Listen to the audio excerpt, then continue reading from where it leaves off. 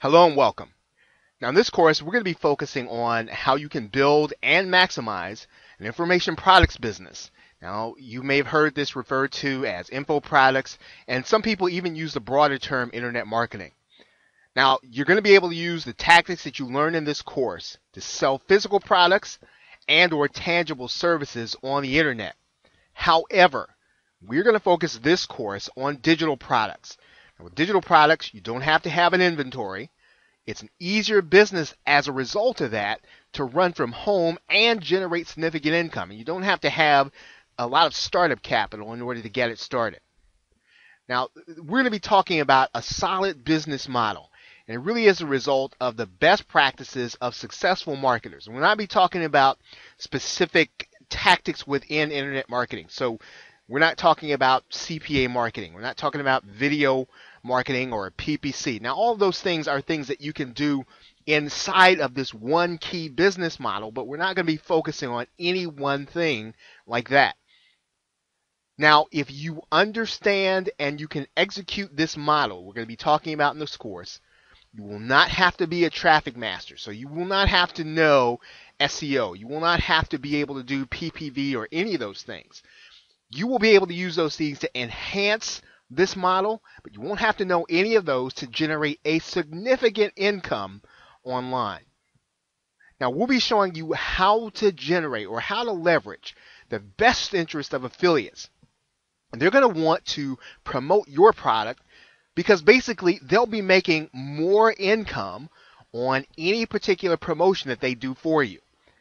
And this course is not going to be based on loopholes. So you're not going to have to worry about whether or not Google is going to slap you. You're not going to have to worry about whether or not YouTube or Amazon or anyone has changed the rules. This is based on the value you provide. We're going to be showing you how to do that.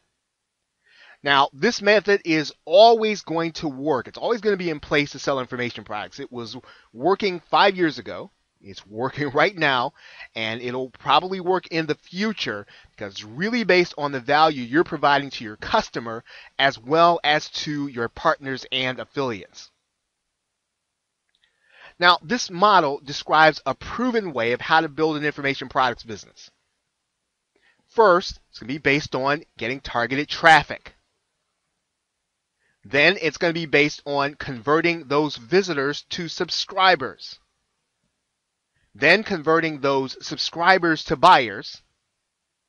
It's also based on you as the owner of the system working with your buyers, not just as an affiliate or not just as someone who has generated a lead. You will be the owner of your system and you will be learning how you can work with your buyers.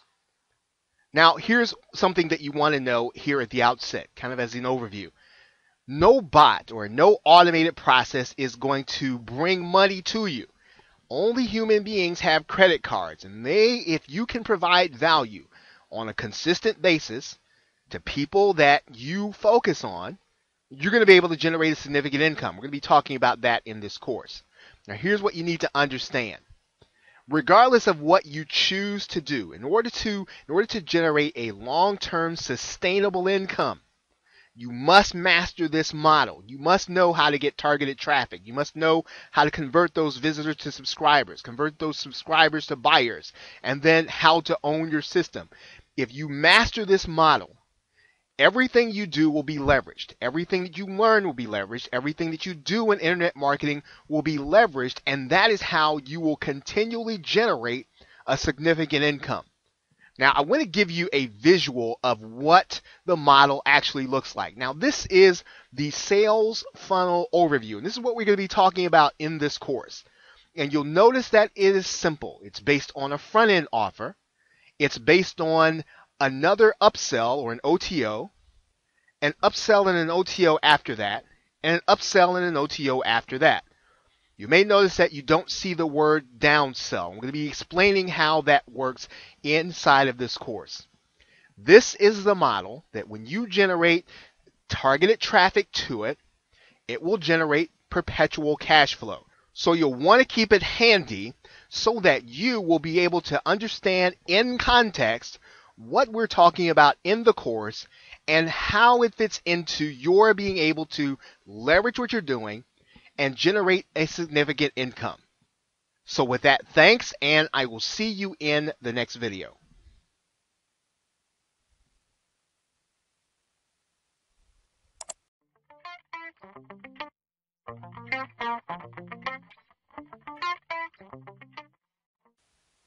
Welcome back. You are looking once again at the sales funnel overview for information product businesses. And once again, this is a model that generates perpetual cash flow when you understand it and you're able to execute it. Now you might ask, why is this model so important? Why is this one that you must master? And basically, the reason is that no one product can make you rich. It is an entire system of selling products and services, even on one launch, that will make you rich, that will generate significant income. Now, you are basically looking at a system where you're seeing upsells. You're seeing a front-end product and you're seeing 3 upsells. Now, regardless, your prospect will see 4 relevant offers. And that's really the power in the system. Once that buyer actually comes through your system, they're already going to be in a buyer's trance. They will have already purchased your front-end product. They will have already gone through the process of getting into their PayPal, pulling out their credit card, and they'll be in an open mode. They'll be open to making another purchase. And that really is the best time to present your best offers to them relevant to the offer that you were able to get them to buy the first time.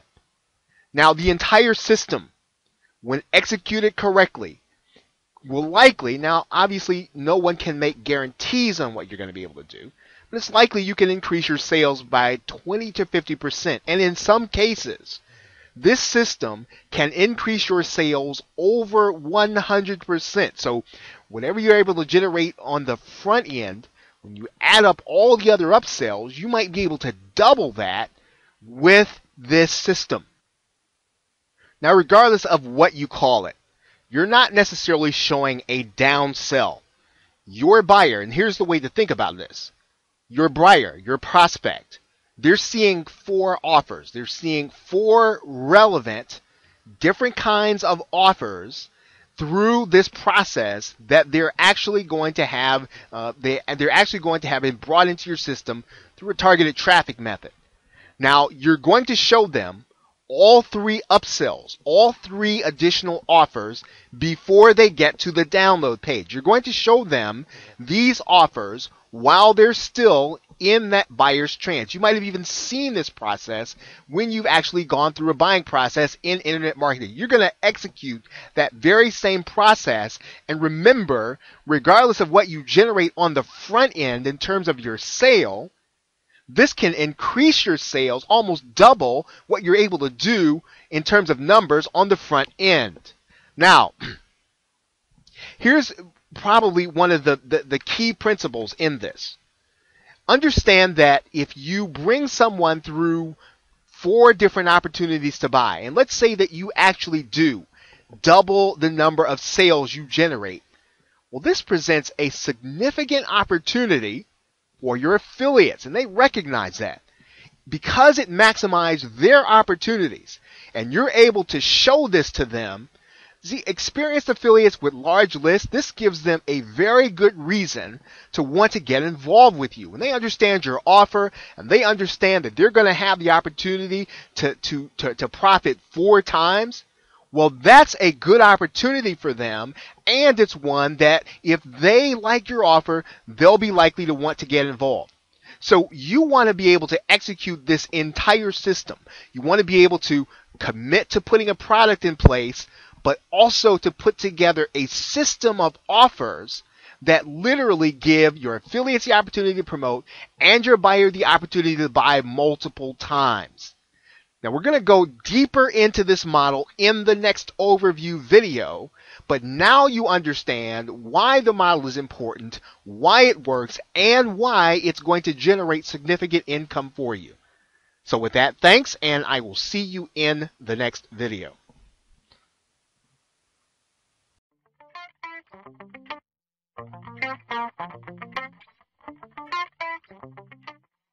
Hello and welcome back.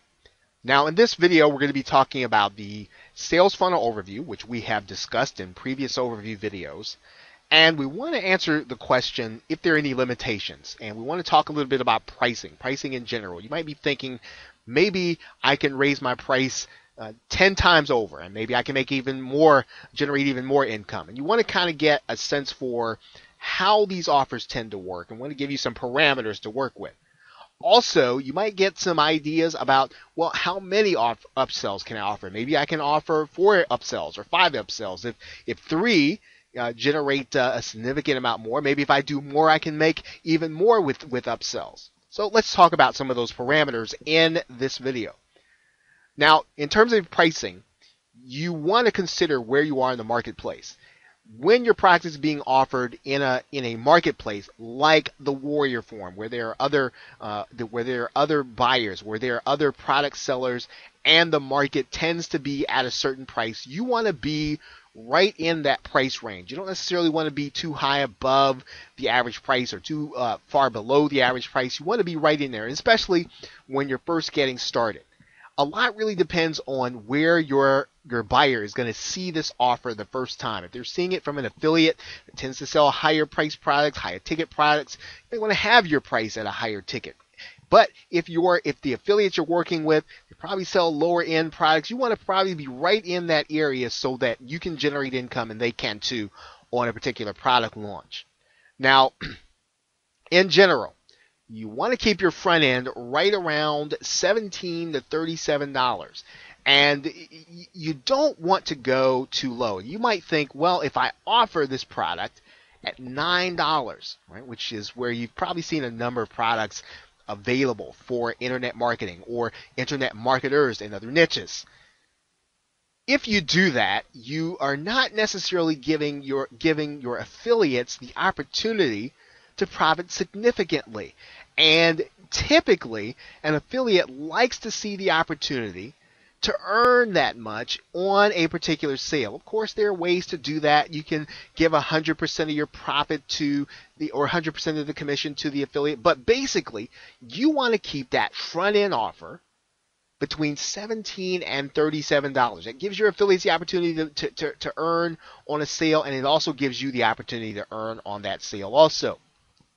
Now, that first upsell, you want to keep that right at around $97. You can go as low as $40, and if you're going to be on the lower end for your front end offer, well, you can go down to $40, but typically that first upsell, you want to have that right around the $97 level, and you want to give your buyer the opportunity to have additional resources. You want to maximize their resources, giving them the opportunity to take your product and really have everything there is available. So you want to expand their resources in that first upsell. Now, in the second upsell, you typically want to give them the opportunity to participate in some kind of community or to get some continual help, to get some continual support.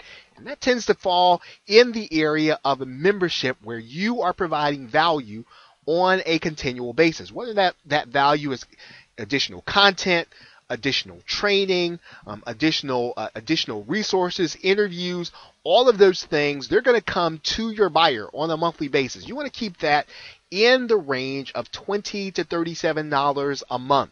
Now, this is different from the first upsell because this offer, right, this second offer really gives you the opportunity to generate what's called continuity income.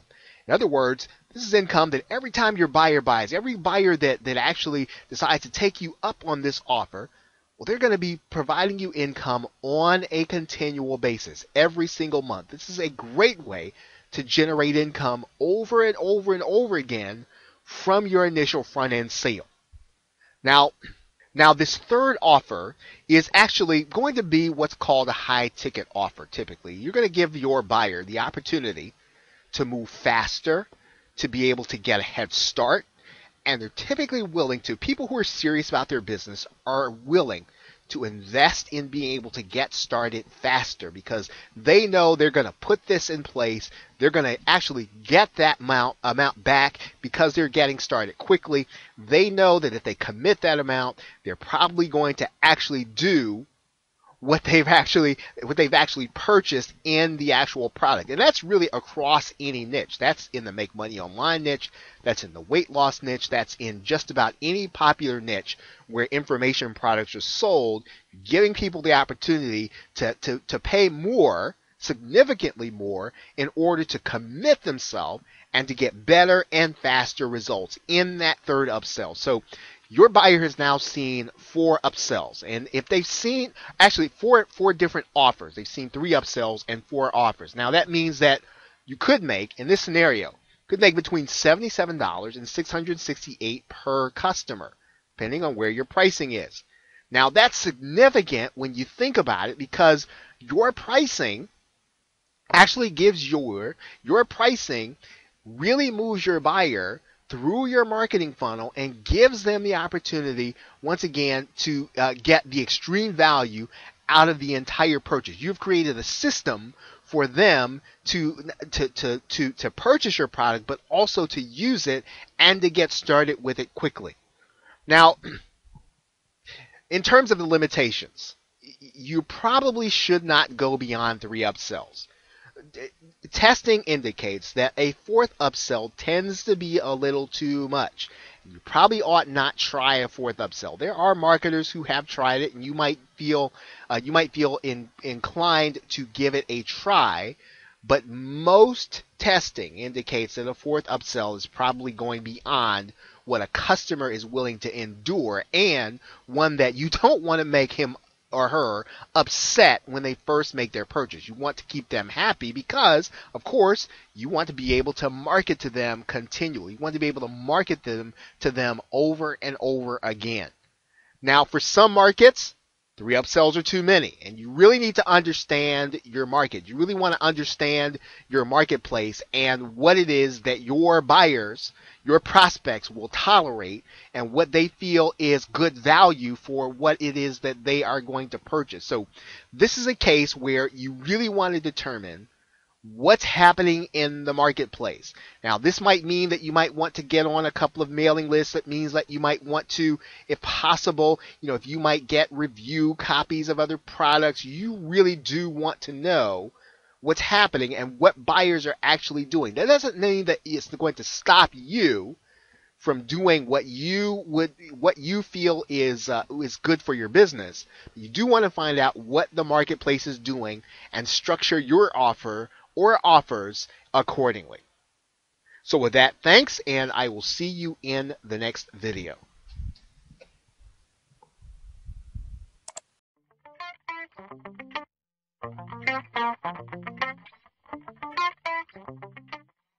Okay, welcome back. Now in this video, we're going to be talking about what you'll need to execute this model, which is the sales funnel overview, which you have been looking at for the last couple of videos. And you are going to need some things in order to get started. Obviously, one of the first things you're going to need is a domain name. And you can go to either one of the 2 companies, Namecheap or GoDaddy. Obviously, they're not the only domain name hosts that are out there where you can get them, but they're fairly experienced in working with internet marketing, and you'll be able to go through the process fairly quickly and inexpensively. Now, you'll also need hosting, and a number of marketers use HostGator. Once again, a company that's easy to work with. They also integrate nicely with Namecheap and GoDaddy, and you'll be able to do this without a significant amount of expense. Now, you are also going to want to collect names and email addresses, and you're going to need to do that on a database, and the database that marketers use is called an autoresponder. And there are 2 companies that are available to marketers that are reliable. There are other solutions where you can do the whole process yourself and you don't have to pay a monthly fee, but these companies, they generally get deliverability right. In other words, your email will actually make it into the box of your customer, and that's one of the things that they do well. They are fairly inexpensive.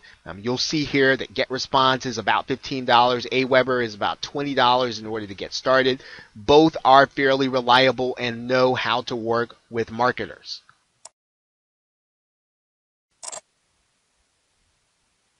GetResponse actually also has a landing page system, but to get started, all you really need to do is to do their free trial. It's a 30-day trial that will allow you to get started with their system.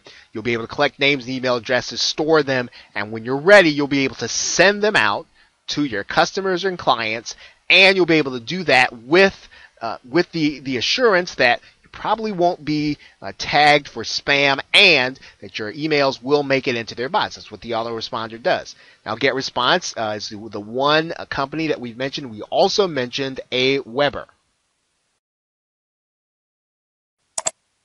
Aweber will allow you to sign up for a $1 trial and $19 a month. And once again, you should be able to make that back with your first launch, and you may be able to make that back fairly quickly. You are going to need to have a place to collect names and email addresses if you're going to be involved in an online business. So this is a very important part, and one that you definitely need to take, and you don't need to worry about the $15 or $19 that you're spending here. Just choose one. Either one is a good choice. Now, you are going to need to have a payment processor, and you're going to need to have a place where you're going to need to take payments from buyers, and you are going to need to have some place where you're going to be able to make payments to the companies that will be providing you services. Most, if not all of them, will be taking PayPal, and it is the industry standard. So you haven't opened a PayPal account, you haven't gotten one started, this is something that you'll want to do right away, because as you get further into being ready to actually launch a product, being ready to actually take payments, you do want to have your PayPal account in place. Finally, you're going to need an affiliate platform. You're going to need a central system that will allow affiliates to come and to basically apply to promote your product. Now, you can do this yourself. You can do this with software. It's difficult to do, and if you're just getting started, probably recommended that you use one of the marketplaces that will allow you to post your product and to get affiliates involved. There are a number of places like the Warrior Plus system, which primarily operates on the Warrior Forum. There is Zaxa, which operates with internet marketers, and then there is JVZoo. We are going to focus on JVZoo because it is the easiest for us to put together our sales funnel and to be able to put it together in the exact manner that we want to put it together. Actually, JVZoo makes it very easy for us, and you're going to see that. So once you have these preliminary processes in place, you are then ready then to start building an online information products business. Okay, so with that, thanks, and I will see you in the next video.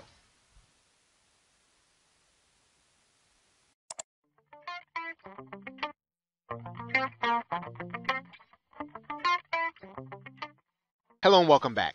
Now we're going to continue our discussion on what you can do in order to put together a system of offers that will allow you to maximize your income and to attract the right affiliates.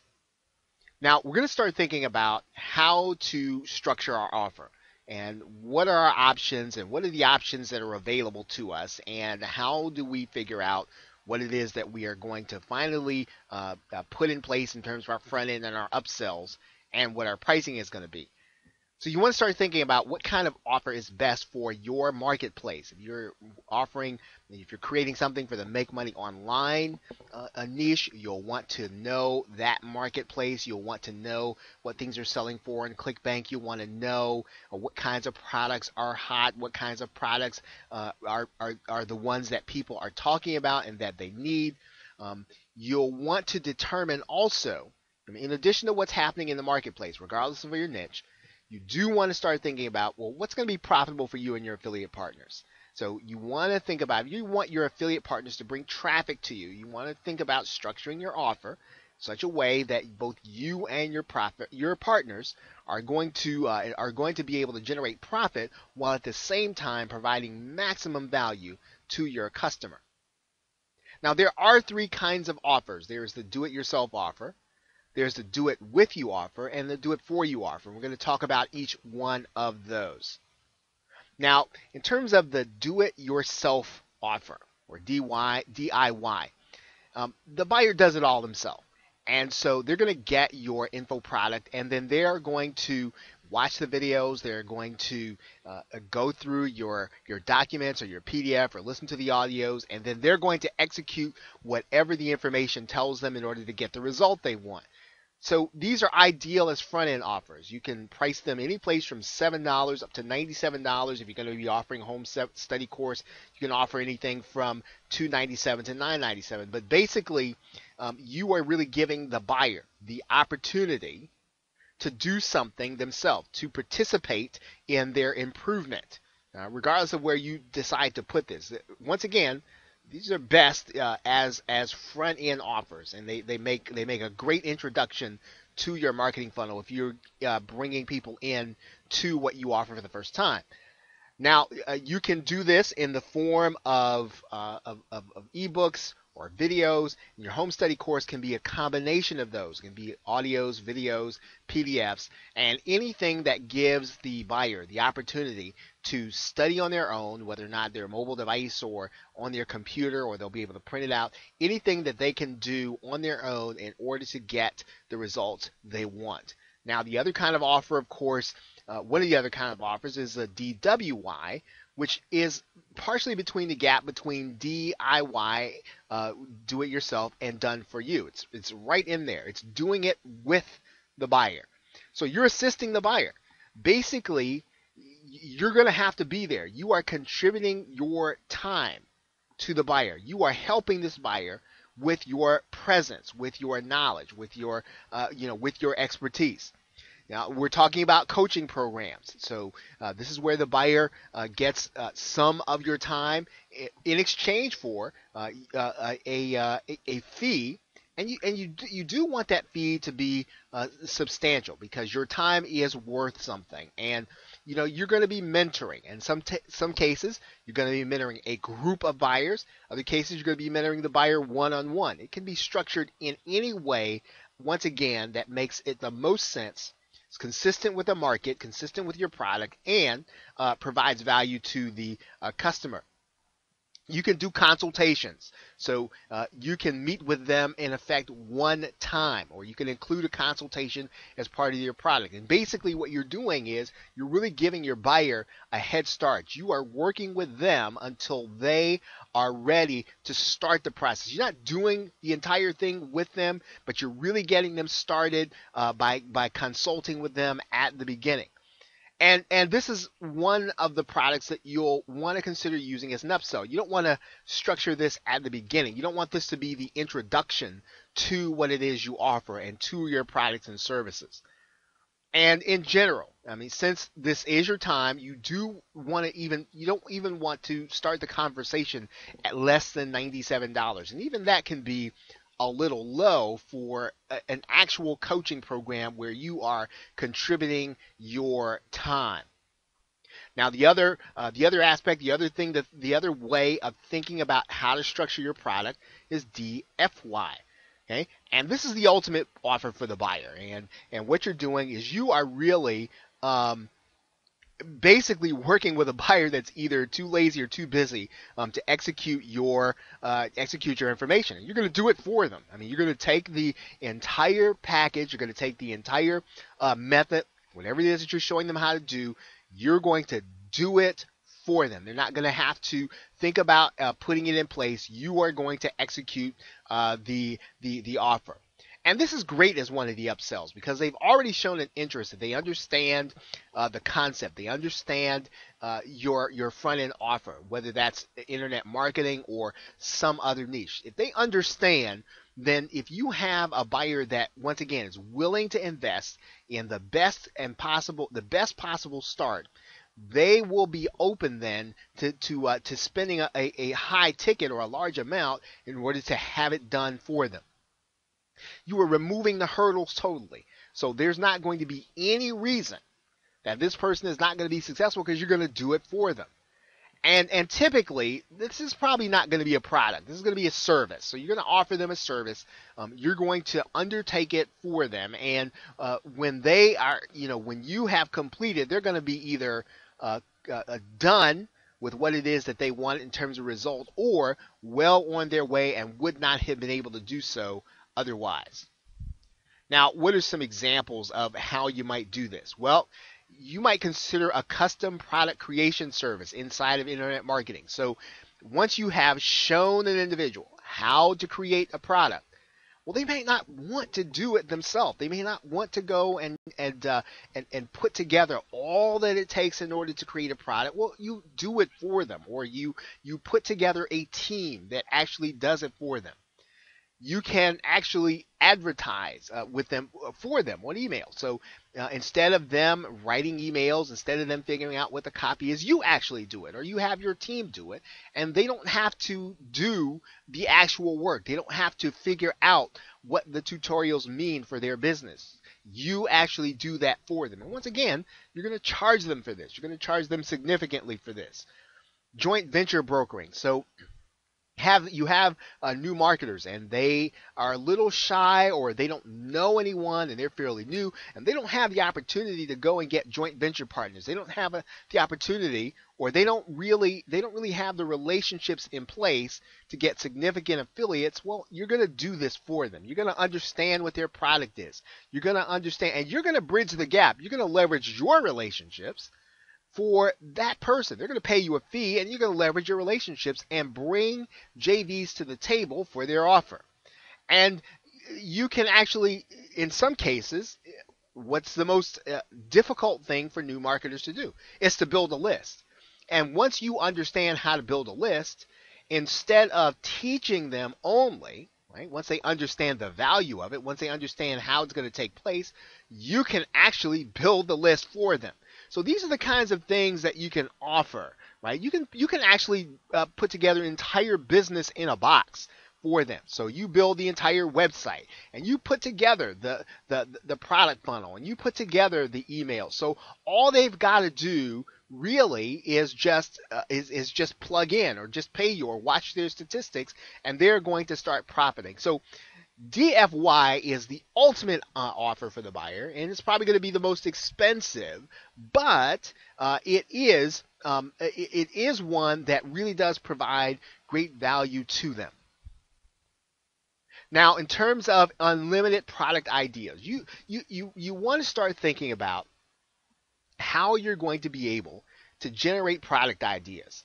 And there are a couple of different ways in order to think about this. Now, one of the first things that you can do inside of the forums where your niche is, you want to look at all of the threads that recur.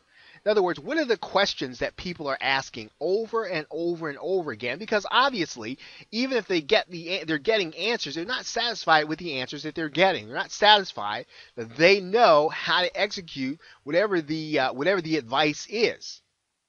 Anything that indicates renewed interest. So in other words, think about broad topics within marketing, or within the internet world. When you think about ClickBank or Amazon or Facebook or WordPress, anytime that there's a major change in a mainstream trend inside of internet marketing in particular, then there's going to be renewed interest. Well, what does this mean to WordPress?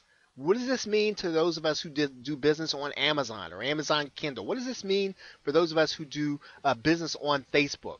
That's a great product subject, and that's a great way to create a product, because now that there's been a significant change, Facebook changes the rules or Google changes the rules, you now can inform them. You can inform your new buyers of what it is they need to do in order to either profit or protect themselves.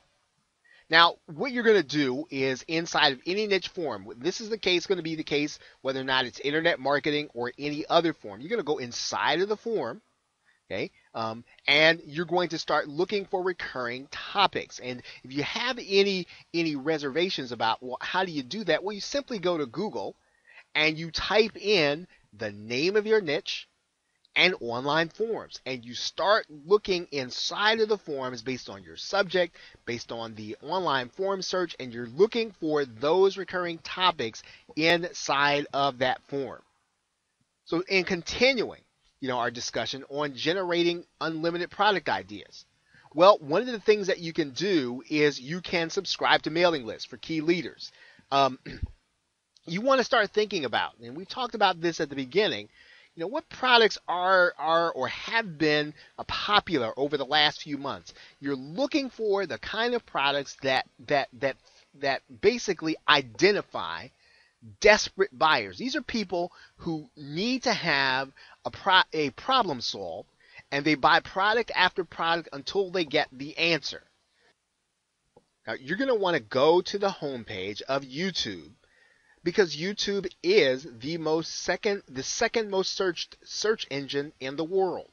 And where at one time you might have used a site like Design Articles or perhaps some other article marketing directory, YouTube really is a place where people are seeking information and where people are sharing information.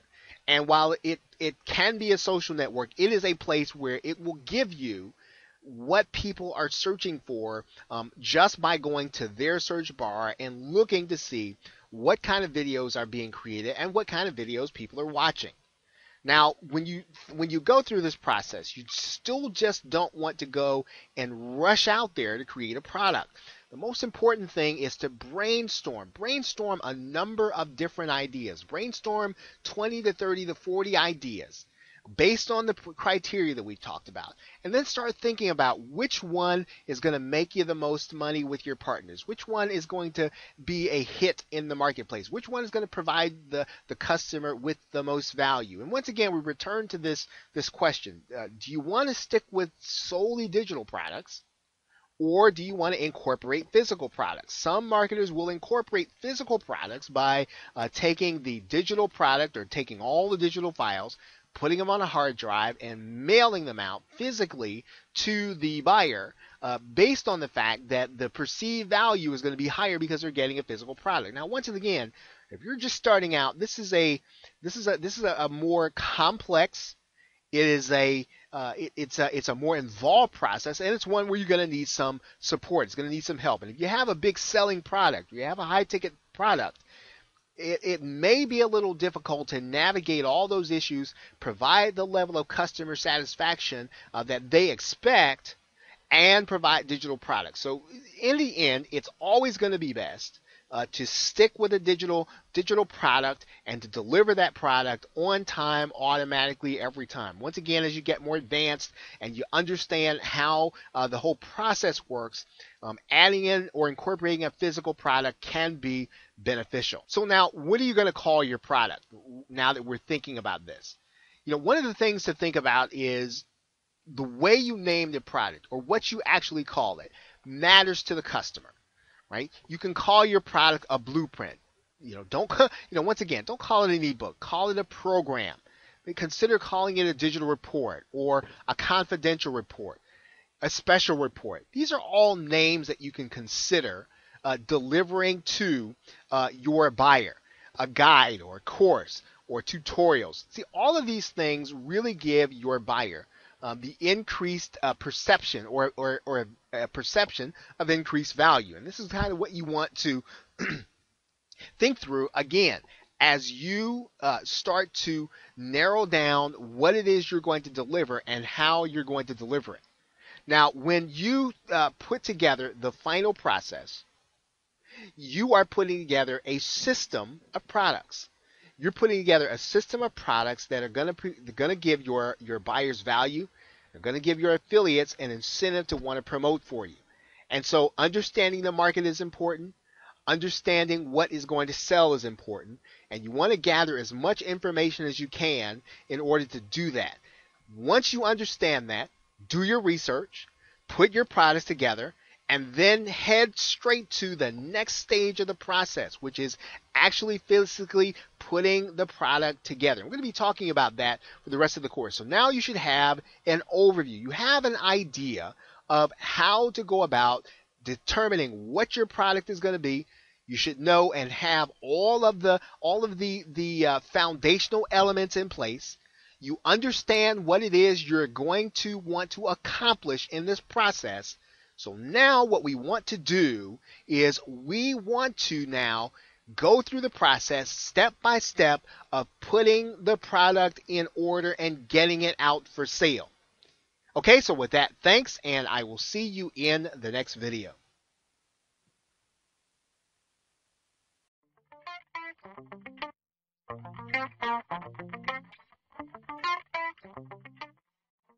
Hello and welcome back. Now in this video, we are going to continue to look at our sales funnel, and we are going to put together the product that will actually become part of that front-end offer, as well as the other offers that will be part of the system that we're putting together to generate perpetual cash flow. Now, the system does require a focus on product creation. And if we focus on marketing at the same time, it's going to be difficult to also focus on the creation of high quality products that are going to be worth the value that we're going to be asking for in these 3 to 4 offers. So what we need to do is to team up with someone to create the actual product. Now, we could do it ourselves. We could do all of the videos and PDFs and audios and then put together the membership sites and all the other things that we need to do. That's hard to do in a particular launch and effectively recruit affiliates and to do the marketing that's going to be necessary in order to create the momentum to generate significant income. And as a result of that, when we team up with someone, whether or not we outsource it or whether or not we work with someone, the product creation really does become our biggest single expense. So one of the ways to think about this is that when we team up with someone, we really want to look to not necessarily a 50-50 split in order to do the marketing while they do the product creation. The marketing is really still the most valuable part of the partnership. And as a result of that, you should be really looking to set the split at 60-40 or even 70-30, mainly because without the marketing, even a good product is not going to bring in a significant amount of income for that product creator or for yourself. So what you want to have in place is a written partnership agreement. Now, you're not starting another legal entity. That's not what we mean by partnership agreement. This partnership agreement should be specific for the actual product that's being created. When that product is complete, then the agreement effectively ends. And so when you draw up the agreement, just make sure that you understand what your responsibilities are and that there's a clear understanding of what the split is, and then how you will, how you will receive the funds and how you'll handle refunds, and all of those things can be handled through your payment processing system, which we're going to be talking about in JVZoo when we get to that section of the course. Now, another way to do this is to have freelancers do some of this process for you. And of course, I've got written there that you can actually have freelancers not only create the product, but they can also create sales copy for you also.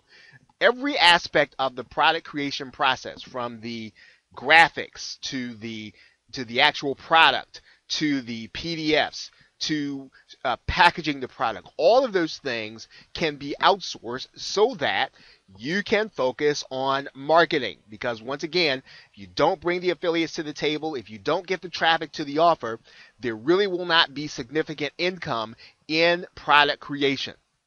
And so when you look to outsource this process, you can go to sites like Elance and Odesk and all of the freelancing sites, guru.com, all the freelancing sites that have freelancers that are willing to do these things, and that they have a price where they're willing to commit their work where their agreement with you ends. So in other words, they're not looking for a percentage of the product and a percentage of what you actually do with your marketing. They're looking to create the product as a job, and once they give it to you, their rights cease. And so that's another way to approach this process. Once again, it can be on the expensive end because you're really paying up front, but it can also be valuable to you because then you aren't splitting the profit with someone else. So those are two ways that you can actually get the entire process done. And once you work with a freelancer, or once you work with someone and you understand how they work and they understand what it is that you want in your product creation, it's really best to keep them so that as you continue to keep products, as you continue to create products, to create new systems, you will want to have that person working with you consistently. And that's how you will then be able to consistently deliver high value to your customers, both new and existing. Okay, so with that, thanks, and I will see you in the next video.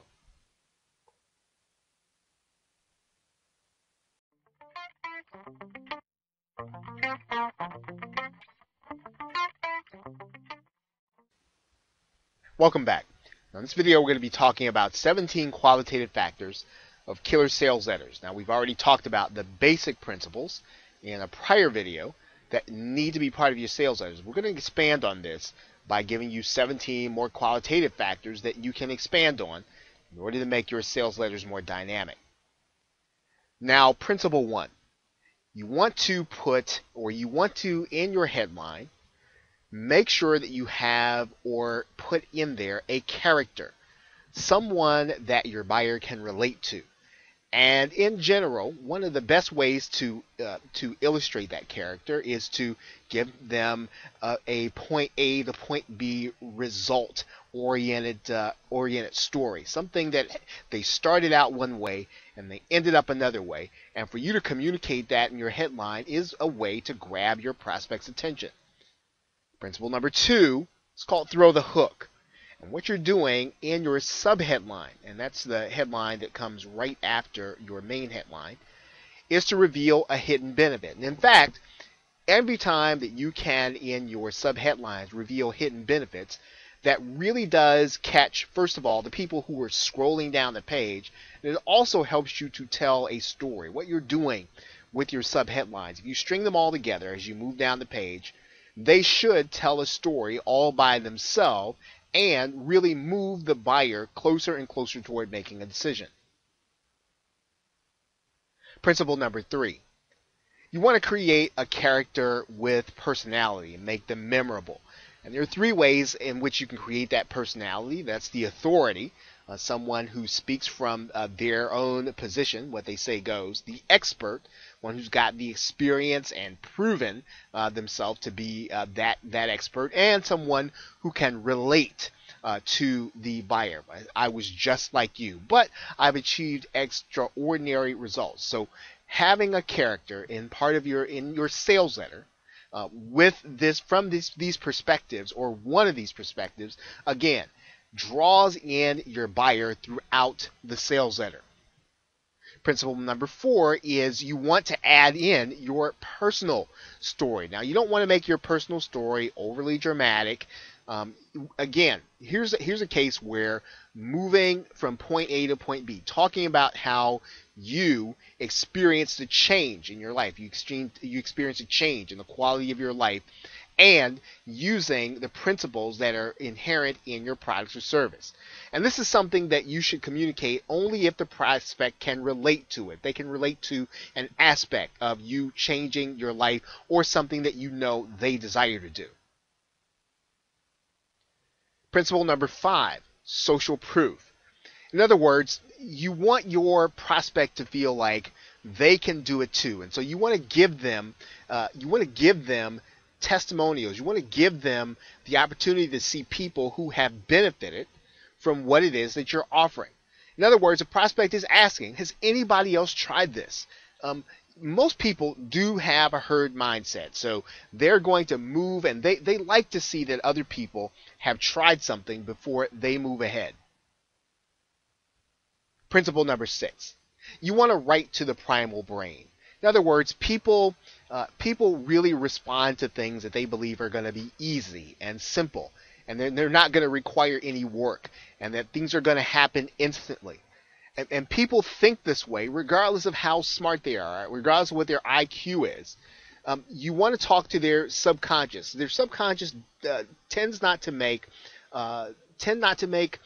difficult or complicated decisions. They answer questions like, should I or shouldn't I? That's the buying question that you want them to start asking, and that they will answer if you help them to do that by speaking to their primal brain. Their mind will turn off. You put complicated things in your copy or technical things, their mind's going to turn off. And so you want to speak to their primal brain in order to get them to make the decision in your favor.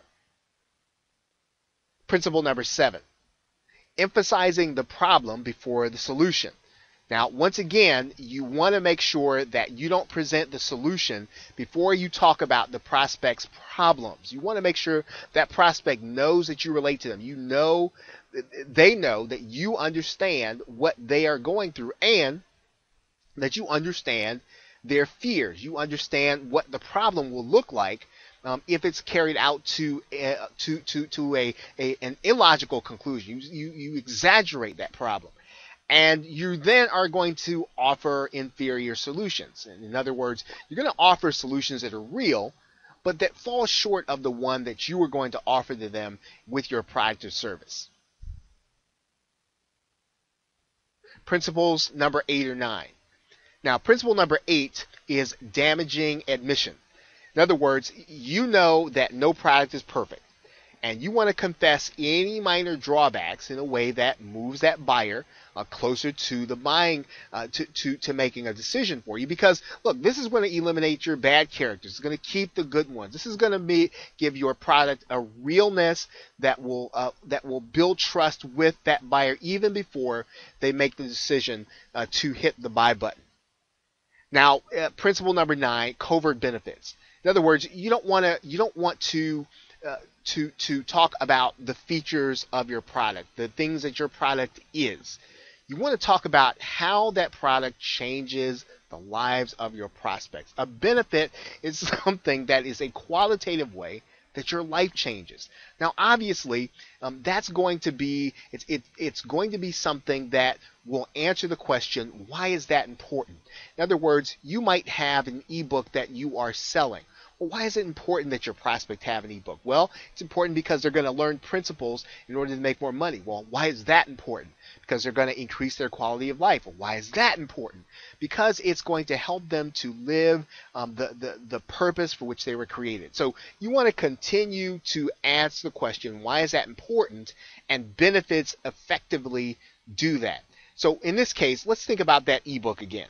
What's one of the benefits? Well, it's instant. You get it right now. There's no waiting. No waiting for shipping or delivery. You're going to get it right now. Once again, speaking to that primal brain, something that is something that the prospect really wants, and something that is really going to be important to them as they make that decision.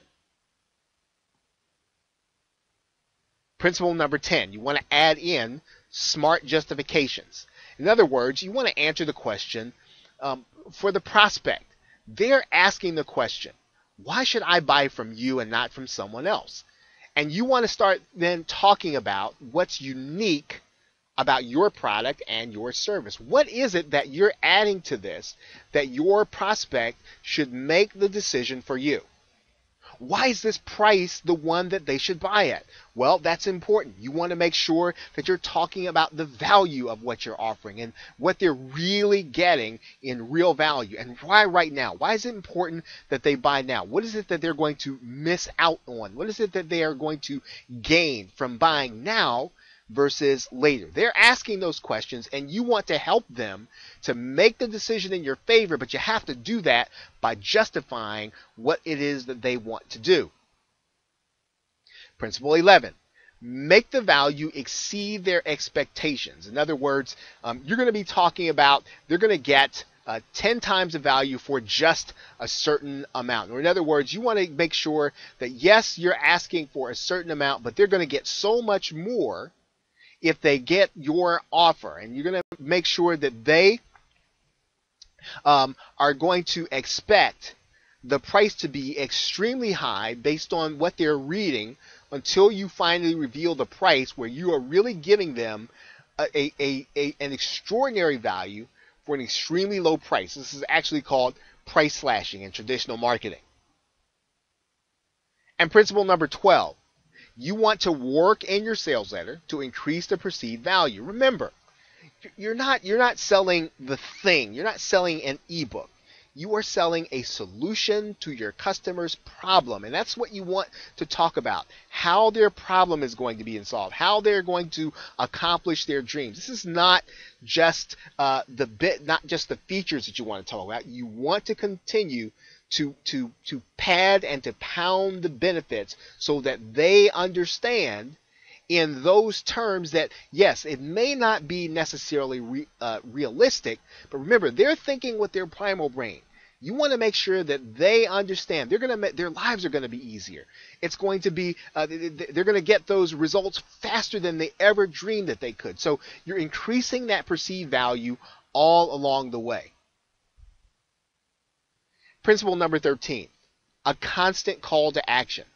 So in other words, you want to make sure that if your sales letter is going to be long, you want to give your buyer several opportunities to hit the buy button. You want to place order links throughout your sales copy. You can place one after the benefits and components. You can place another one after the bonuses and guarantees. You can place another one at the end. Anytime that there's a logical conclusion where your buyer is ready to buy, then you want to put a buy button there, because some people don't want to read your entire copy. They don't want to scroll all the way to the bottom of the page. And if you can convince them with one paragraph near the top of the sales letter and get them to hit the buy button, well, that's what you want to do. Principle number 14, scarcity. Now, this is one that you should have both at the end and even throughout. You want to communicate the fact that they're not going to be able to get everything that you're offering at the point at which they're offering unless they take action now. So you can limit the quantity, right? You can limit the time. In other words, you can say that this offer is only going to be available till a certain date or at a certain time. You can limit the bonuses. So in other words, yeah, you can get the offer at this price, but you're going to miss out on the bonuses if you don't get in at this particular time. And remember, you want to make sure that you add in that damaging admission. Yeah, the website's always going to be here, right? But your life's not going to change. Your life's not going to be any different unless you take action now. Continue to emphasize scarcity to the buyer. Principle number 15, illustrate the future for them and show them what their lives are going to be like if they don't purchase now, right? Tell them what's going to happen. If they don't act now, paint the picture with your words. Tell them what's going to happen if they don't take action.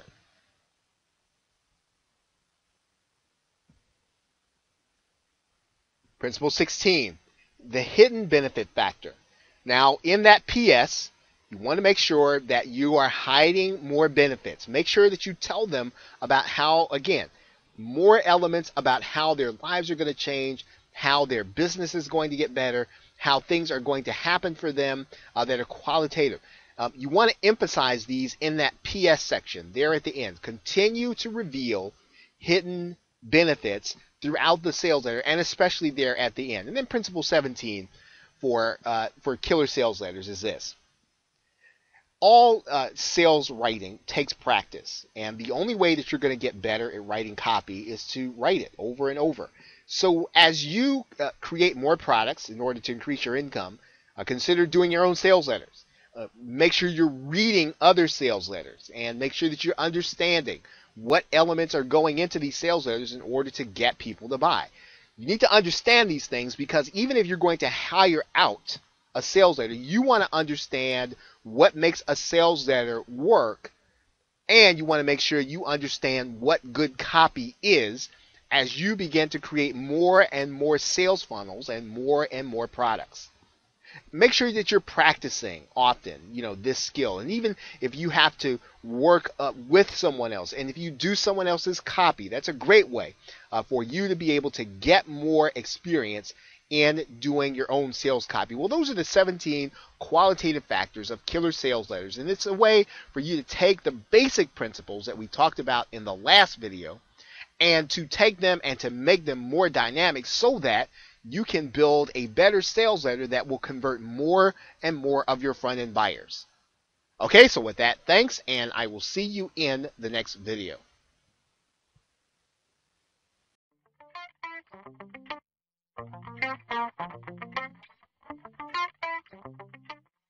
Welcome back.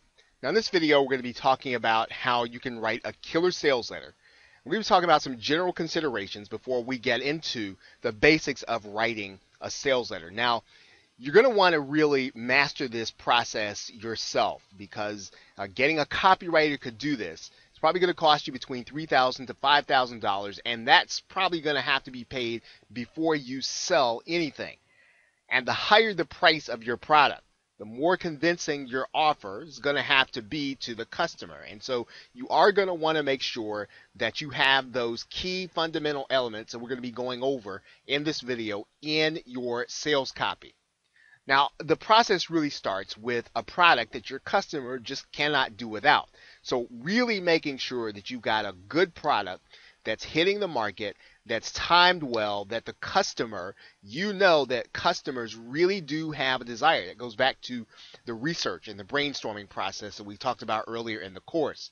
Now, your goal is to get people to buy now. Not just to buy, not to buy when they want to buy, but to buy right now. You want them to get involved with what you are offering. Now, you want to avoid fire sale pricing if possible.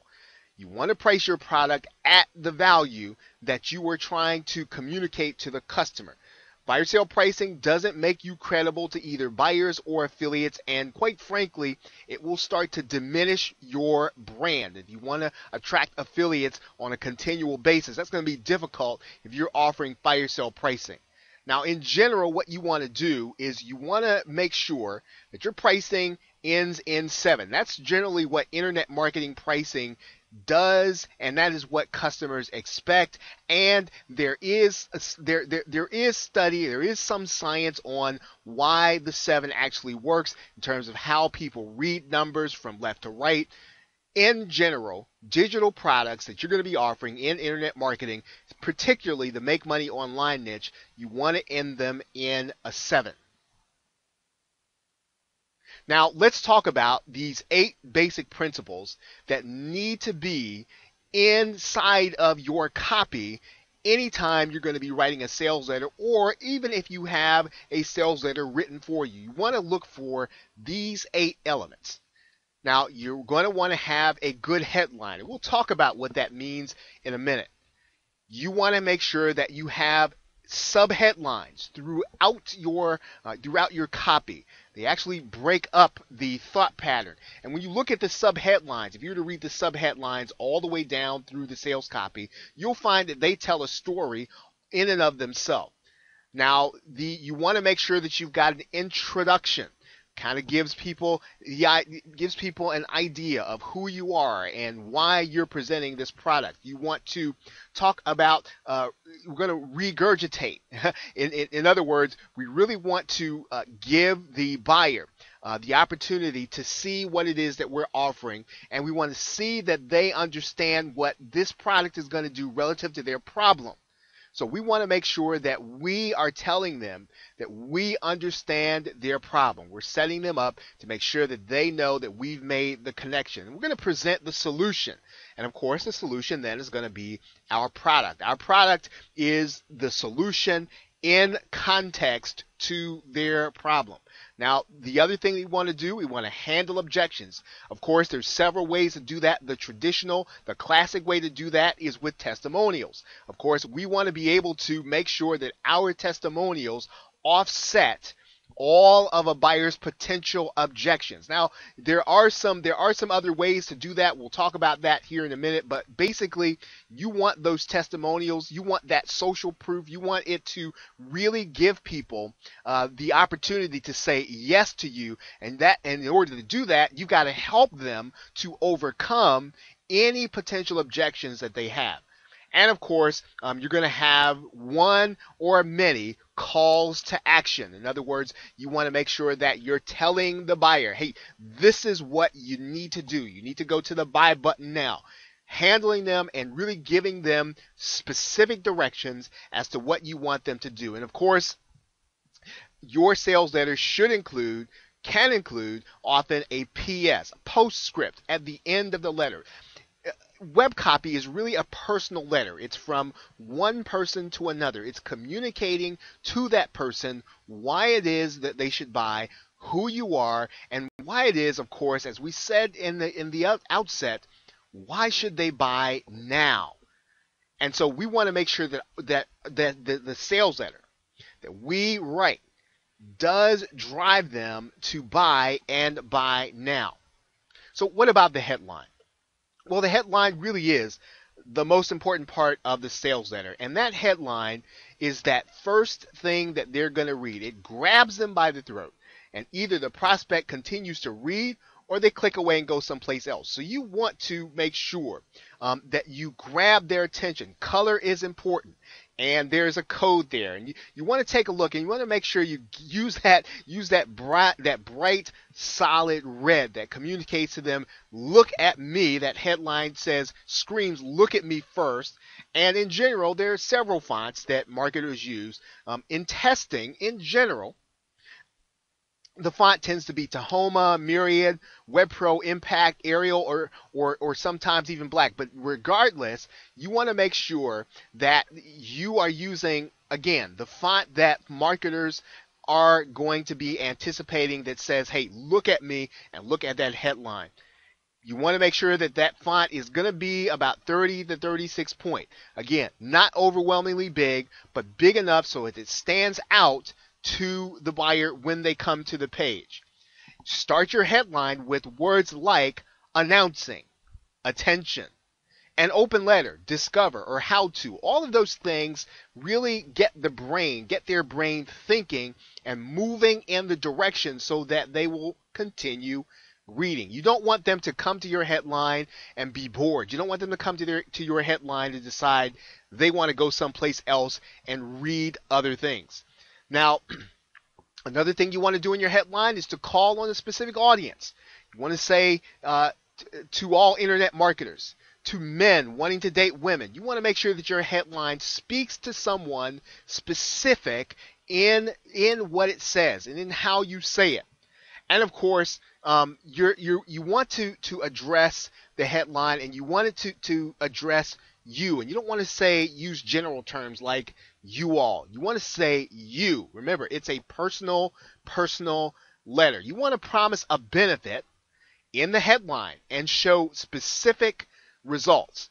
Now, there are some other things that the headline really does need to have. We want to go over those things right now. Now, here's a bad headline. How to get the woman of your dreams. Now, it sounds like it's salesy, but it's really not. Really, it's generic. It doesn't say anything. It doesn't really call anybody to action. It doesn't really give anything specific. Now, here is how you might improve that. Here's how a 23-year-old goofy geek got phone numbers from 17 attractive girls in 1 week, and now he's about to spill the beans. Promises that benefit a specific result. You've got something there that grabs the reader by their throat. In your headline, you want to have a character. Notice how you've got a character in that headline. Goofy geek, right? Now, that's someone that even if you're not a goofy geek, you know who that person is. You can probably relate to that person. Now, you want to make sure that you have the headline that's going to speak to your prospect. Now, there is some science to making sure that you have your letters typed correctly. So make sure that your starting letters are in uppercase and the rest in lowercase. So don't do all caps, even though that might seem like it's really shouting and grabbing attention in internet speak. However, in a sales letter, you want to have just the starting letters in uppercase, and then the rest of the letters in lowercase. Now, sometimes a headline can also use a cliffhanger technique, and you'll see that being used in television, and you'll see that being used all over the place. And you basically want to give the reader just enough to make them curious. You don't want to tell them everything. You want to leave them, and you want to trail it off so that they've got to keep reading in order to find out what is in the rest of the sales letter. And of course, what you want to do in your copy is you want the headline to move them on. You want it to press their hot buttons. Now, what do I mean by hot buttons? Let's talk about that here for a minute. Here are your hot button words that you can use in your headline. Easy, fast, more, less, instant, right? New. All of these things are tested, time tested. Guarantee, proven, sexy, extra, bonus, original, safe.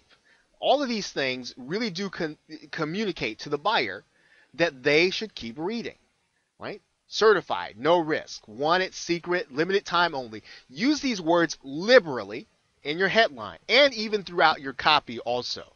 Now, let's move on to the subheadline, which comes right after the headline. And what the subheadline is really, it's a hook. All it does is you've grabbed their attention with the headline, and now you want them to keep reading, and the subheadline actually does that. And you're going to have a subheadline every few paragraphs in your sales letter.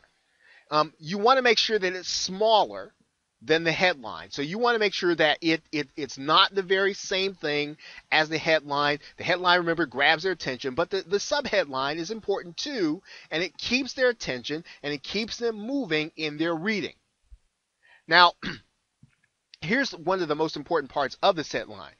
It's really for those people who scroll through the page, right? And so what it does is it catches them and it forces them to read that subheadline because it stands out from the rest of the text, even though it's not the same as the headline. Now, not everyone's going to read your subheadline.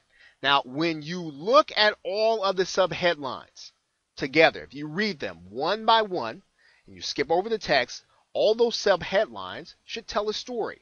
Right? They should tell a story all by themselves and lead the buyer down the page. So now the third element is the introduction. Now in the introduction, you want to really qualify that prospect.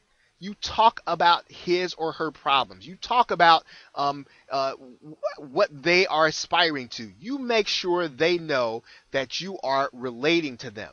And you don't want to use dear friend.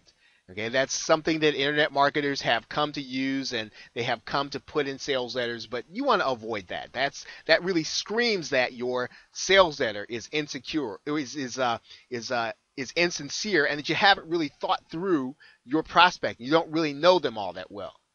Be specific also. Talk about it, dear frustrated marketer, or dear someone dear someone who wants to double their dating. Really get specific in your language when you do your introduction. Talk about them a little bit, right? Talk about yourself a little bit. Talk about how you have the same problem. Talk about how you can relate to what they're going to. Really establish that connection in your introduction, because the prospect is asking, who are you? And why should I listen to you? Now, we're going to move on to something that sounds slightly similar, but it is a necessary part of your sales letter. It's called regurgitation. And it really is this process of exaggerating the existing problem. You are going to make sure that your buyer knows that you understand what they're going through. Now, the reason that you're going to do that is because you're going to exaggerate the problem. Because a buyer understands their problem in exaggerated terms. They're thinking about the worst case scenario. And you are going to do the best you can to take them there visually and through your words. So now what you want to do in the regurgitation process, you want to introduce solutions to them, but these solutions are going to be inferior to what you are eventually going to offer. So, for example, if you were talking to an internet marketer, one solution would be to have someone, a professional, create a product for them. Let's say that your product was about product creation. You'd talk to them about how they could have someone create a product for them and do all the work for them, and talk about how much that would cost, right? And so you are always going to present a choice to them that's real, but one that is less than acceptable to them. So finally, once you have set the stage by exaggerating the problem, so they know you understand, they know you understand, you've made that connection with them because you've explained that problem in terms that they are seeing in their own life and in their own mind, you are going to present your solution. And you start out by saying introducing. Right? Introducing whatever your product name is. And then you want to start talking about the benefits. What does your product offer? What does your service offer? Now, when you have more than one component, right? When your product offers more than one key benefit, has more than one aspect, you want to use Johnson boxes. And they're little colored boxes that really highlight one particular aspect or one particular component of the product. You want to put each component inside of a Johnson box.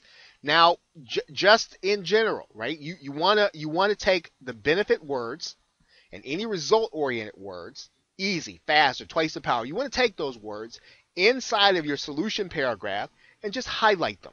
And you highlight them by putting a little yellow highlighting, almost looks like a marker behind or on top of it, so that it looks like you have taken a yellow marker, a highlighter marker, and just made sure that the buyer understands easy and fast is key. This emphasis is also very important as you present the solution to them. And of course, we talked about this, you want to handle their objections. So you want to make sure that you understand all of the frequently asked questions of your buyer with respect to your product or service. So you want to take your testimonials, and those testimonials really should answer in detail those frequently asked questions. And if you have any endorsements from people that your buyer would know, you want to make sure those things are in there. Those endorsements really strengthen and they really add proof to the fact that your product does what you say it can do.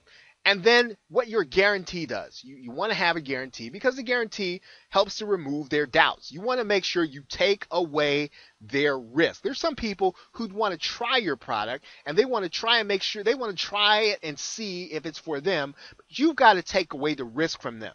And when possible, right, real life case studies are proof. Now there is social proof and then there is proof. Case studies provide scientific proof that your product works. This isn't necessarily always going to be someone who's willing to give you a testimonial. This is going to be the case study, scientific evidence that what you are offering actually works.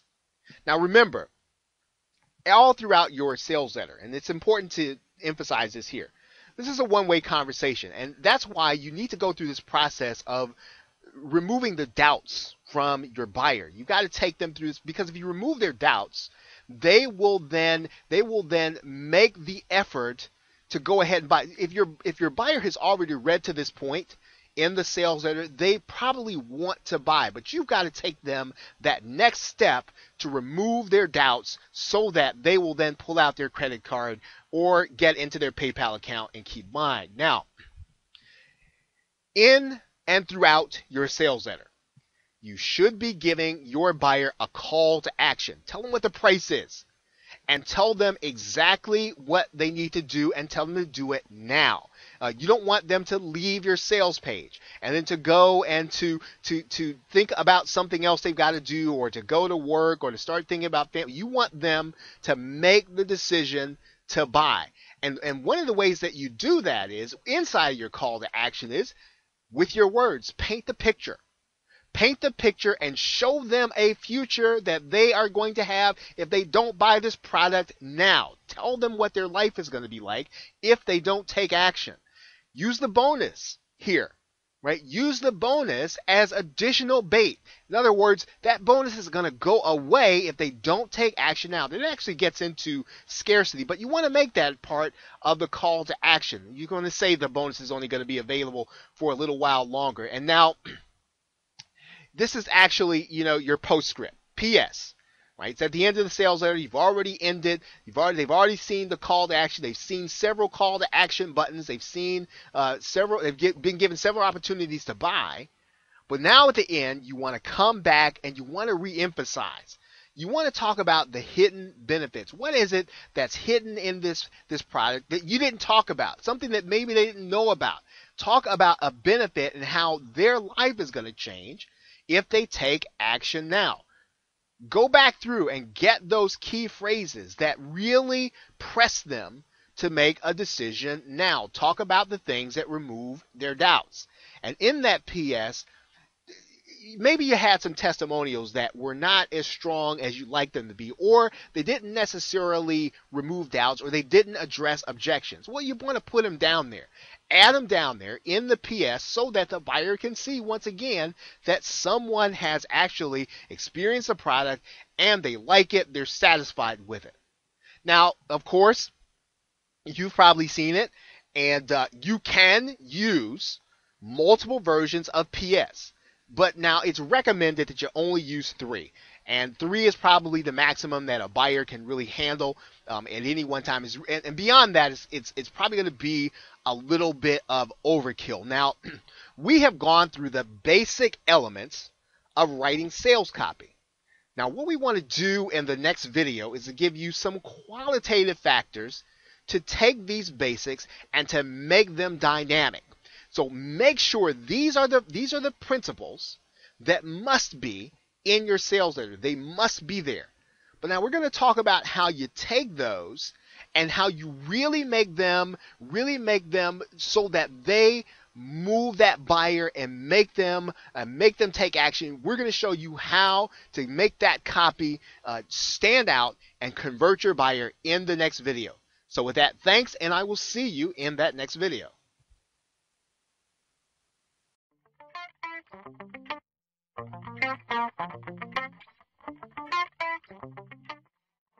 Welcome back. Now in this brief video, we're going to be talking about how you take your sales copy and turn it into your video sales letter. And if you have done the work on your copy, it's going to be a pretty easy step for you to be able to take. You are basically going to convert your copy into your video sales letter. This is going to be an easy process. In most cases, you're going to take your same video sales letter by breaking it up into phrases to fit into PowerPoint presentation slides. And when you do that, of course, you'll then need to record that PowerPoint presentation using Camtasia Studio or ScreenFlow. Now, you will want to use one of these programs primarily because of the editing features that you do have available to you in those programs. Now, if you don't have them and it's not something that you can expend on, you can use some of the other screen sharing programs such as Screencast-O-Matic or some of the other ones. However, this is a job that you want to make sure that your video sales letter is appearing correctly and that the timing is right. So what Camtasia and ScreenFlow allow you to do is to go back, and as you are reading in real time, you'll want to go back and cut out some of the gaps in your video sales letter. Now, you should use simple black and white text, and you'll highlight some benefit-based terms in red. But you don't have to do that a lot, because if you highlight red terms in every slide, then that gives or takes away from the highlighting effect. So what you want to do is make sure that you are using a simple black and white text throughout your presentation. Now, you'll also want to make sure to incorporate all of the images from your sales page on your presentation slides. So for instance, when you introduce the product, you'll want to say introducing, and you'll want to show that image. It's very important that you use the images from your sales page in your actual sales presentation. Now, lastly, there are a number of marketers who will have the video sales letter, the entire thing, voice over. And that is something that you can do, and it is definitely a professional touch in order to have it done.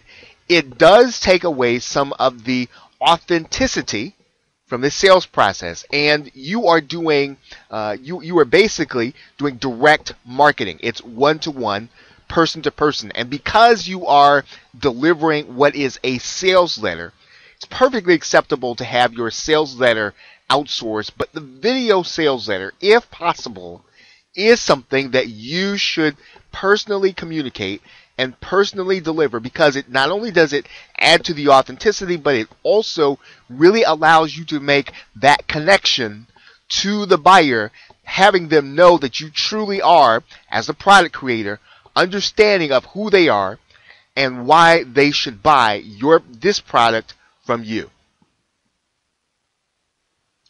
So with that, thanks, and I will see you in the next video.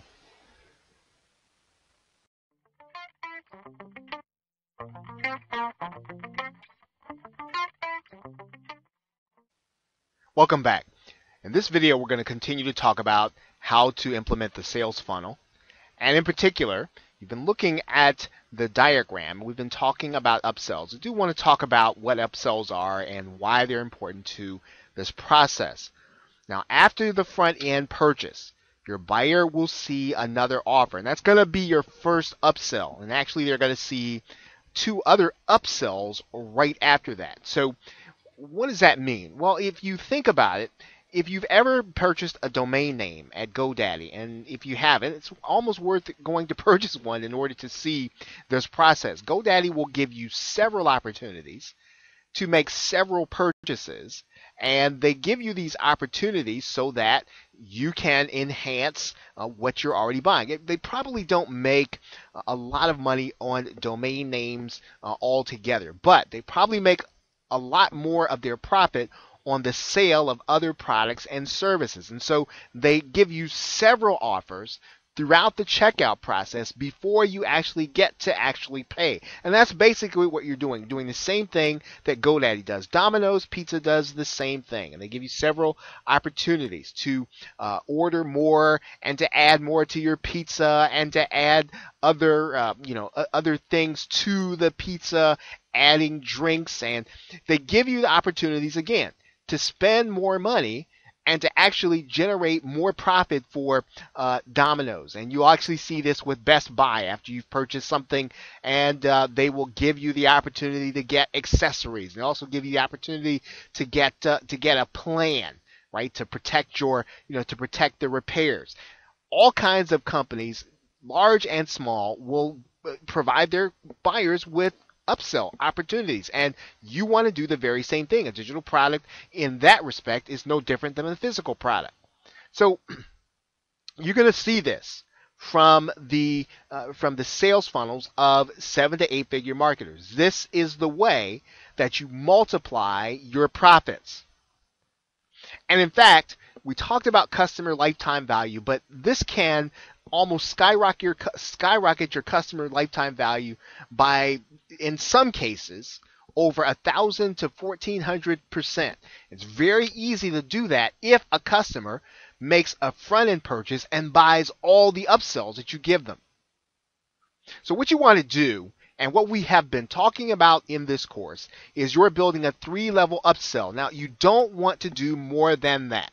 Now, this will irritate your customer, and it will keep them and prevent them from wanting to go into another buying relationship with you again, even as they are on your email list. So 3 is the limit. In some cases, you may want to consider, based on the niche, even doing less than that. Now, overall, this is going to increase your conversion rates. It really is the key. This model, or adding in an upsell, giving them the opportunity once they make your front end purchase to buy more, is the key to exponential profit. You have the buyer right there. And this is why, even if you don't have a lot of traffic, you are exercising the maximum opportunity for the buyer while they're there. So you have one buyer that might make 4 purchases. And if you think about it, if you were to use paid advertising to try to acquire 4 new customers to make 1 front end sale, that's going to cost you. Well, this doesn't cost you anything because the buyer is already there. Whatever you paid or whatever that buyer actually cost you, if you actually attracted them through paid traffic, that is the cost that you'll be paying. But you will be seeing a high ROI because they will be buying 3 to 4 products from that one appearance or that one visit to your site. And probably the key in this, and we're going to be talking about this in the rest of the course, this is very easy to set up in JVZoo. Very easy. And you will be able to set up your upsells with astonishing ease. All you'll need to do is to make sure your copy is right and that you have it on the right web page. But setting up your upsells is going to be very easy, and you're going to be able to do that with JVZoo. So that is the benefit of doing upsells inside of your product funnel. It is the key to being able to maximize what it is that you're doing with your visitors when they come to your site. Now, in the next video, we're going to talk about a related subject, specifically with this model. We're going to be talking about downsells and traditional downsells and downsells and how you are going to execute them. Okay, so with that, thanks, and I will see you in the next video.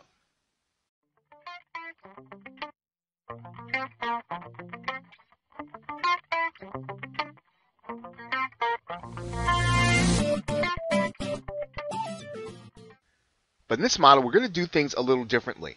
We are going to move them from the first upsell to the second upsell, whether or not they buy the first upsell. Now, what that means is that the buyer is going to see all 3 of our offers. And the flow of this pretty much goes that if the buyer decides to buy the first upsell, then they'll see the second upsell. If the buyer decides not to buy the first upsell, they'll still see the second upsell. And at the second upsell, if the buyer decides to buy it, they'll see the third one. If the buyer decides not to buy it, they'll still see the third one. And this is what makes this funnel so powerful. They're going to see all 3 of our intended offers at the price and at the value that they were intended. Now, in effect, your buyers will still see all 3 offers, whether they choose to buy or not. The upsell is basically the same as the downsell. They're just structured in the places where those two offers would normally be seen. But once again, you're going to see that all this is going to be very easy to set up in JVZoo, and it's going to be very sensible. You're going to be able to put it together fairly easily. Now, here's the benefit of doing things this way. You will close more sales by adding in downsells. So in other words, it isn't just a matter of your having to give up on them buying upsells. It isn't a matter of your having to give up after having them turn you down after the second upsell.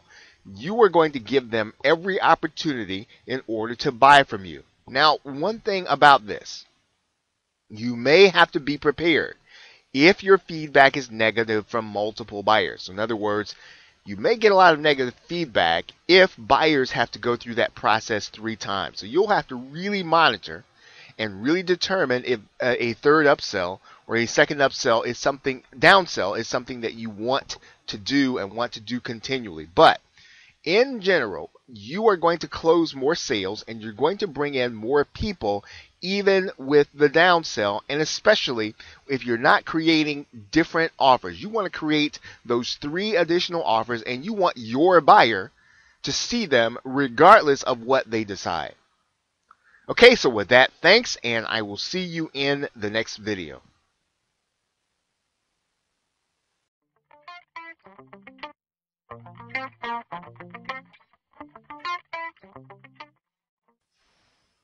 Hello and welcome. We are now inside of the JVZoo seller's dashboard. And what we're going to do is we're going to walk through the process of putting together your sales funnel so that it will operate exactly how we've been talking about in this course. Now, you are going to need to have a JVZoo account. You're going to need to open an account and connect your PayPal account so that it will work. The other thing you're going to need to do is you're going to need to create a product. Now, you'll notice that in the seller's dashboard, if you've never created a JVZoo product, you notice that I have 4 that I've created right here. And what I'm going to do is I'm going to actually go into the edit function so that you can see what it looks like on the inside to create a product in JVZoo. Now, inside of this JVZoo product, you're going to notice a couple of things. The front end product, which is the one that I just opened, that's going to be your first product, the one that your buyer is going to see first. You'll notice that I have clicked the button that says allow sales. You'll also notice that I have here that the product currently is not showing in the marketplace. However, when I start this process, I'm actually going to click, and this is going to be yes, because I do want this product to show in the marketplace so that affiliates can find it as well as buyers looking for products on specific topics. Now, I've just called this product front end product just for the sake of this tutorial. Now, obviously, you're going to call your product and you're going to title it according to what niche you are offering it in. Now, I'm going to go ahead for the sake of the example, and we're just going to change this to what we said a good front end price is. Now, as we move down the page, you're going to notice a couple of things here. JVZoo is going to default to a 0 commission percentage, payout percentage. And what you're going to do, you're going to change this to a default payout percentage of 50%. Now, understand you can go back when you have individual affiliates that you want to pay more or a higher commission, you can change them individually. So setting the default commission doesn't mean you're going to be locked in when you have one affiliate that you want to either consider giving 100% commissions or 75% or a higher percentage, whatever you're going to offer. We're going to turn off the subscription because this is the front end. It's going to be a one-time purchase. If we wanted to limit the quantity, we could do that. We're not going to do that in this front end product. We're going to leave it as is. We're going to allow it to generate unlimited sales. And as we move down the page, there are a couple other things that you want to take note of. Now, if you are challenged in terms of putting together a graphical sales page, you can use the JVZoo instant sales page. You can also use either a protected download to deliver your product, where you're going to send them a link and send them to a website, or you can send them straight to a protected thank you page. Okay, whichever one it suits your business, or whichever one that you can set up very easily. Now, one other thing that you want to consider here is that when you get ready to start recruiting affiliates, you're going to want to fill this in. We're going to talk about that in the affiliate video. So you don't have to worry about that at this point. Now, a couple of other things that we're going to just chat about here is the fact that when you say you're going to show your product in the JVZoo marketplace, you do want to put your description in there, and you want it to be, to have the right keywords so that people who are looking for a specific topic in the marketplace will find it. You also want to have specific topics so that affiliates can find you also. Okay, so you're going to fill this information in. The other thing that you'll want to take note of, and we are going to be talking about in the autoresponder video, we're going to talk about the fact that every product that you create on JVZoo gives you the option of giving the buyer the opportunity to become part of your list. So in other words, this process happens automatically. The buyer makes their purchase, and they are instantly placed on your email marketing list. And that really is a powerful feature when you use JVZoo. The other thing, of course, is that you can include as a bonus a webinar, so that you can, if you place your GoToWebinar URL in that field that we're looking at right here, your buyer will automatically be added to your webinar so that they will be instantly registered. They don't have to put in another URL. And if you're going to maybe consider providing an opportunity for them to get another upsell or another opportunity to upsell on the webinar, I mean, you can do that. And so once again, JVZoo is an ideal platform for some of these reasons. Now, what we've just done is gone through the basics of putting together your front-end product. Now, there are some slight differences between the front-end product that you're going to be putting together and the upsells. And let's go over those things right now. So I'm going to come back to my dashboard. And what I'm going to do is I'm going to go inside of the upsell or upsell 1. Right? And remember, we're just titling that just for the sake of example. You're going to actually create this product in JVZoo when you go in. Now, you are going to allow sales at the point of the launch. But the one thing that you're not going to do is you're not going to have this product showing in the JVZoo marketplace, because you want to make sure that the only people that see this offer are those who have seen your front end offer. So you don't want it to show up by default.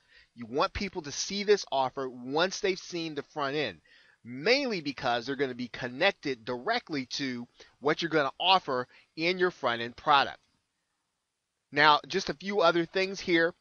One thing that you can do, and might be a smart thing to do, is when you have your buyer, and we're looking at the delivery method right here, we can send the buyer to a download page where they can get just this upsell product. But one great way to do this is to send them to a download page where they're going to be able to get their front end product and the upsell product. So in other words, you don't want them to have to hunt around in order to find your download page, or hunt around in order to find the page where they can download.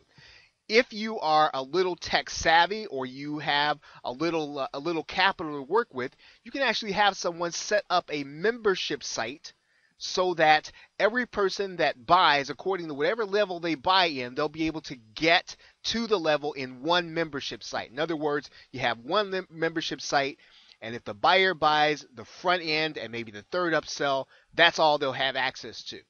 And so you can have membership sites that are set up that way. If you know how to do them, you can certainly set them up. If you don't, there are people that can set them up inside of places like Odesk, inside of places like Elance and the Warrior Forum. Now, one other thing, again, you are going to want to set up your affiliate terms. However, when you set up the sales funnel, and that is what we are about to take a look at now, your affiliates will be able to apply for the front end product, and then they will automatically get access to promote this product also, which is connected to it. So that means that you're going to want to think carefully about how you set your commission payout. Because if you are going to give some affiliates the opportunity to earn 75 to 100% on the front end, and that is your incentive to them, well, then you can actually profit on this product or on the upsell, depending on how you set the percentage. And you want to kind of think through how you want to set up the percentages based on how your products are priced and how you expect to profit. Okay, but that's pretty much the setup, or the difference between this setup and the front end setup. And you're obviously going to be setting up products number 2 and 3 in a similar manner, but you're going to set them up according to what you are setting as the offer. So we've now set up a front end product, and we've now set up an upsell product, which you can then take these same steps and you can set up your upsell 2 and upsell 3. Now what we need to do is to move on and set up the sales funnel inside of JVZoo.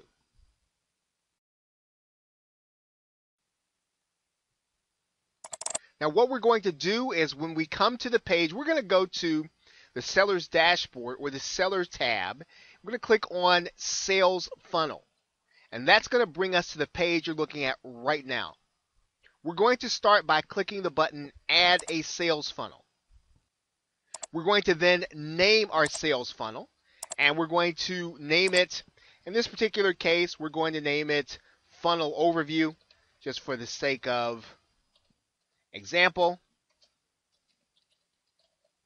And we're going to click Save Sales Funnel.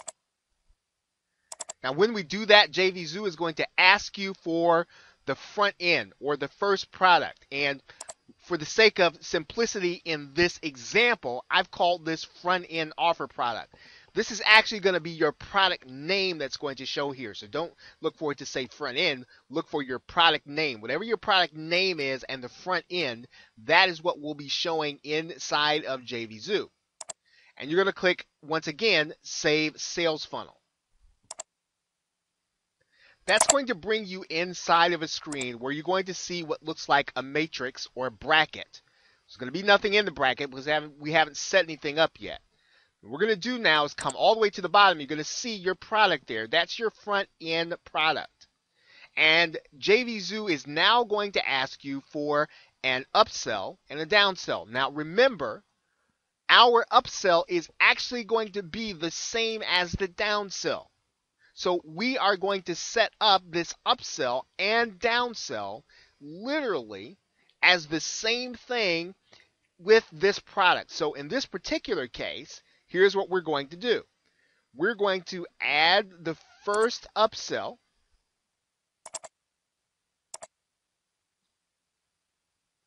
And you'll see it now on the matrix. So let's think about what we now want to see here. What do we want to see in these two boxes? Well, when the buyer buys, we obviously want them to go to the second upsell. But remember, when the buyer does not buy after the first upsell, we want them to go to the second upsell. So in other words, they want them to go from upsell 1 to upsell 2. If they decide not to buy, we want them to go to upsell 2. So now the downsell, or what's called the downsell, after upsell 1, we want the buyer to see upsell 2.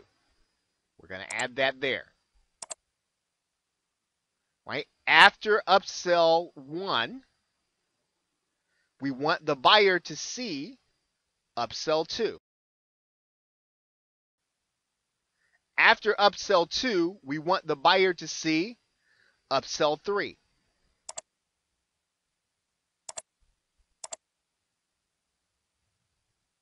And after upsell 3, we don't want them to see anything.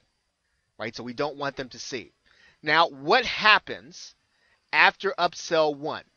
If they decide not to take us up on upsell 2, what do we want them to see? We want them to see upsell 3 in terms of our product matrix. Okay, so now we see it. The front end to upsell 1 to upsell 2, right? And whenever they see upsell 2, we want them to go on then to upsell 3.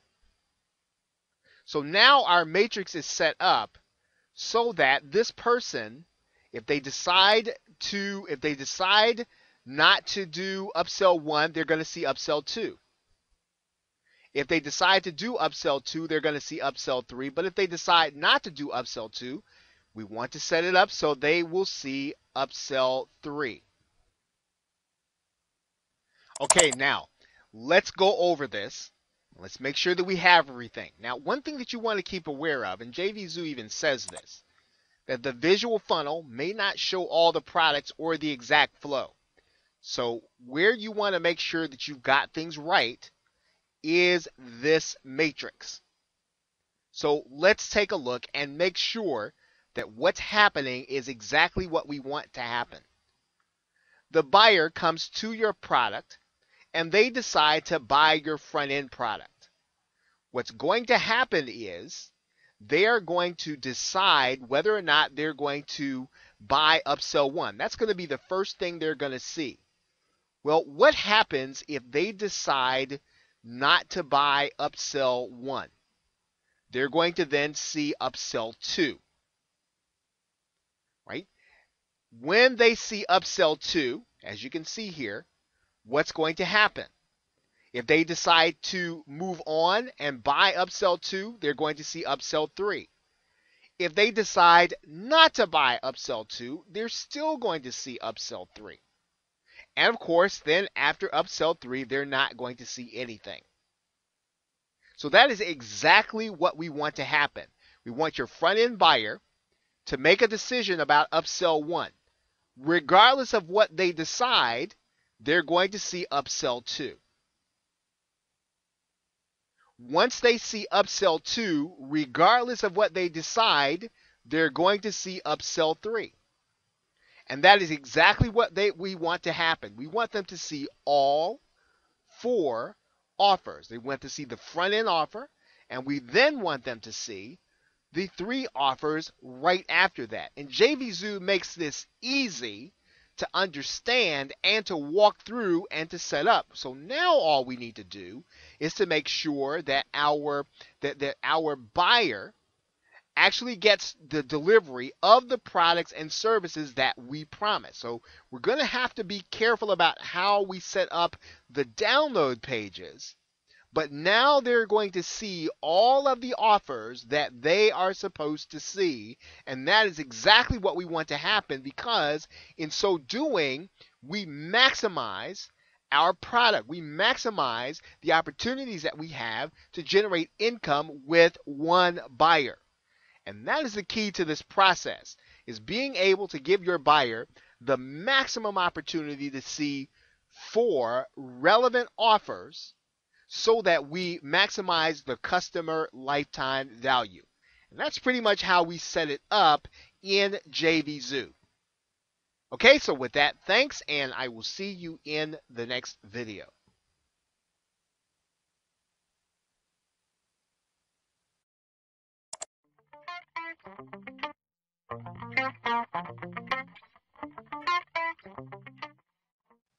Hello and welcome back. Now in this video, we are going to set up your buyers list. And we're going to do that with GetResponse. You can use other autoresponders, but if you don't have an autoresponder account, GetResponse integrates nicely with JVZoo, and there is a relationship between JVZoo and GetResponse where you can open your GetResponse account. So for the sake of this example, so that we can set up your buyers list, let's go ahead and start by going into GetResponse so that we can create an initial list for your buyers to come into once they have purchased your front-end product. You'll start with the Try It Free button if you don't have a GetResponse account. And if you do, let's just go ahead and log into GetResponse. Okay, once we're inside of GetResponse, what we're going to do is we're going to create a brand new campaign. And all you've got to do is to come to this corner drop-down box, and you're going to just click the down arrow and go to Create Campaign.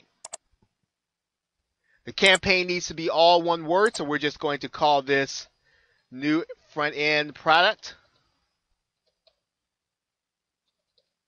Funnel, and we're going to click Create a New Campaign. Now it says our campaign was successfully created. We're going to go in and we're going to edit our campaign settings. Okay, your general settings are going to have your name and address and all of those things that you'll use in order to set up your account. We're not going to go over those. You are going to want to title your campaign, and you are going to want to give your campaign a description. Adding your logo is a nice professional touch. It is not mandatory, but it's a nice thing to do so that when buyers or other people see your list, they'll see your logo associated with it. Now, one of the things that you'll want to take a look at here is the permission, and that's going to be the key factor here. And when we look at permission, we are going to want to consider whether or not we are going to want to enable confirmed opt-in. And that means that in order for the buyer to become part of your list, they'll need to confirm with an email. And we are going to, for the sake of adding the buyer, it's likely that your buyer is probably not going to be checking their email. They're going to be excited about their product. And if we only give them the opportunity to become part of our list, if they confirm, it's likely we'll miss out on a lot of subscribers, and your buyer will miss out on all the other good things that you have to offer. Therefore, we are not going to enable confirmed opt-in in order to work with JVZoo. And we're going to leave that there. Now, in particular, when we do and so once we've done that, there will be no confirmation page that is necessary. And all we're going to do then is save our settings, and then we will be ready to get started. Now that our list is set up, we are going to need some information for JVZoo. And we're going to get that information by going to the My Account tab here at the top. And we're going to go to that tab, and we're going to go to our integrations. When we do that, you're going to see Get Response API. You're going to see a link there. Go ahead and click that Get Response API link. And you're going to come to a screen that says My Secret API Key. Now, obviously, this is blanked out because it is a secret key. You want to go ahead and click the button that says Copy to Clipboard.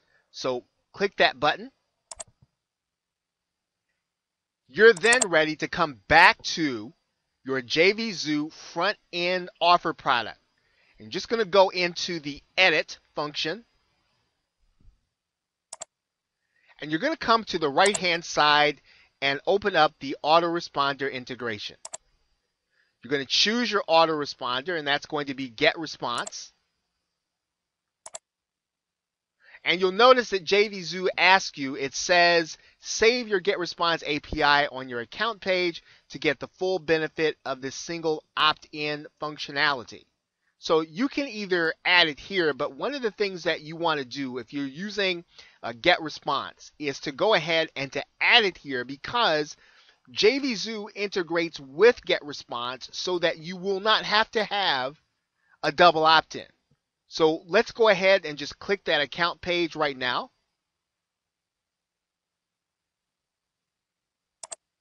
That's going to bring us to this page. We're going to add in our API key. Now this is going to be blurred out for you.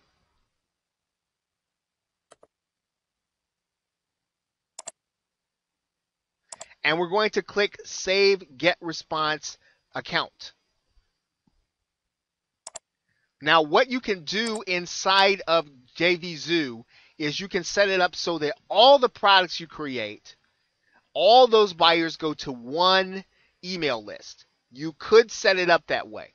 You probably don't want to set it up. You probably want to individualize it. But if you're creating products and they're all going to be in the same niche and they're all going to have a very similar focus, it can be a good thing. However, it can be a little convoluted if your buyer buys multiple products, and that is certainly what you want them to do. So we're not going to set up the default Get Response campaign. We're going to go back to our product, and we're going to set up the individual campaign that we just set up inside of Get Response. So we are back inside of our product now, and what we're going to do is we're going to select the Get Response autoresponder. And so now, all we're going to do here is we're going to click Load Defaults, right, for our API key for this campaign. And that's going to bring in our Get Response key that we've already set up. And we can do that for all of our products now whenever we have them set up. Now what we're going to do is we're going to go to Get Response, and in the drop-down box, JVZoo is now going to access Get Response, and it's going to literally go and get all of the campaign names, so that all we've got to do is to find our campaign name in the drop-down box. And you'll see there's our product name, new product funnel. And so now all the buyers that buy our front-end product, they will be automatically added to the new product funnel list without having to opt in a second time. That means that you will be building a list of buyers that you will be able to not only market to, but also you can literally send them to the offers that you have created for this product. So setting up lists specifically tied to a specific product and giving them a specific sequence is a smart thing to do. And integrate using the integration that JVZoo has with GetResponse is also very efficient and a very efficient way of being able to build a buyer's list while not irritating the customer, having to opt them in order to give them updates. This is a very smooth way, and they are automatically added without having to do 2 or 3 different steps in order to do that. So this is a great way for you to build a buyer's list and continue to expand and to get leverage on your product creation. So with that, thanks, and I will see you in the next video.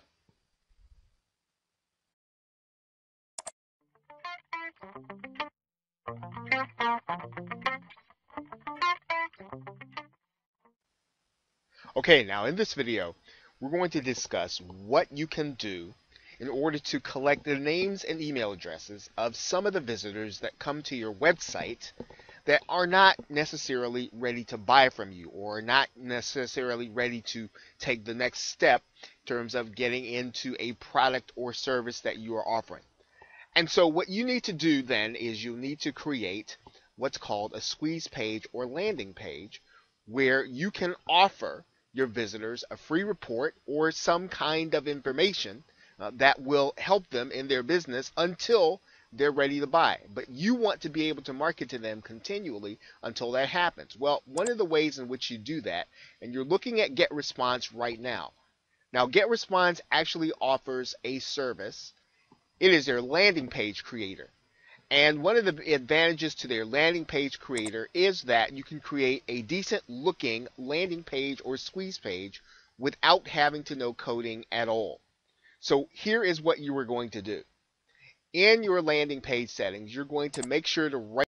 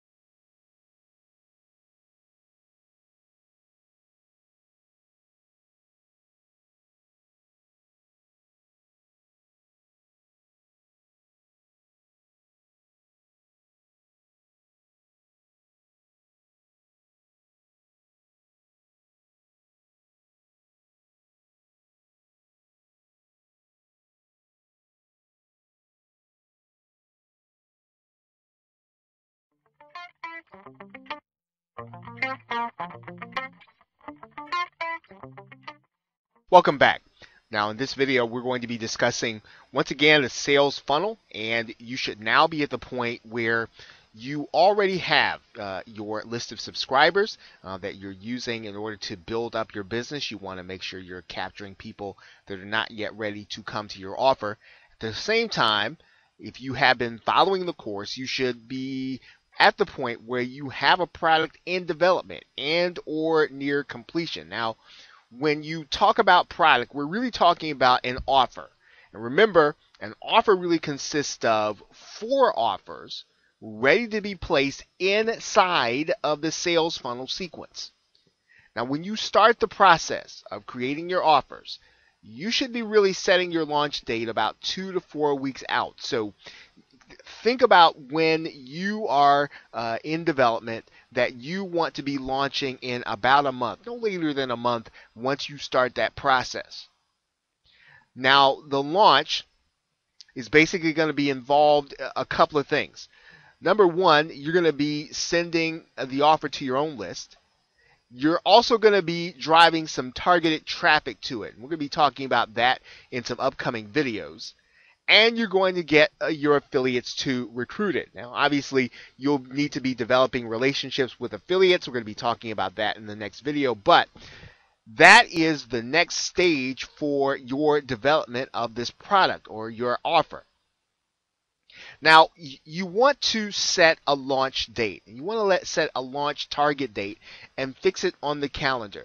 And one of the reasons that you want to do this is, remember, one of the most powerful ways to get traffic and get new buyers, relevant buyers, is to have affiliates promoting for you. And one of the things that having a launch date does, it gives you and your affiliates the opportunity to create a buzz around the product. I mean, hopefully you've got something unique that really does meet a need in the marketplace.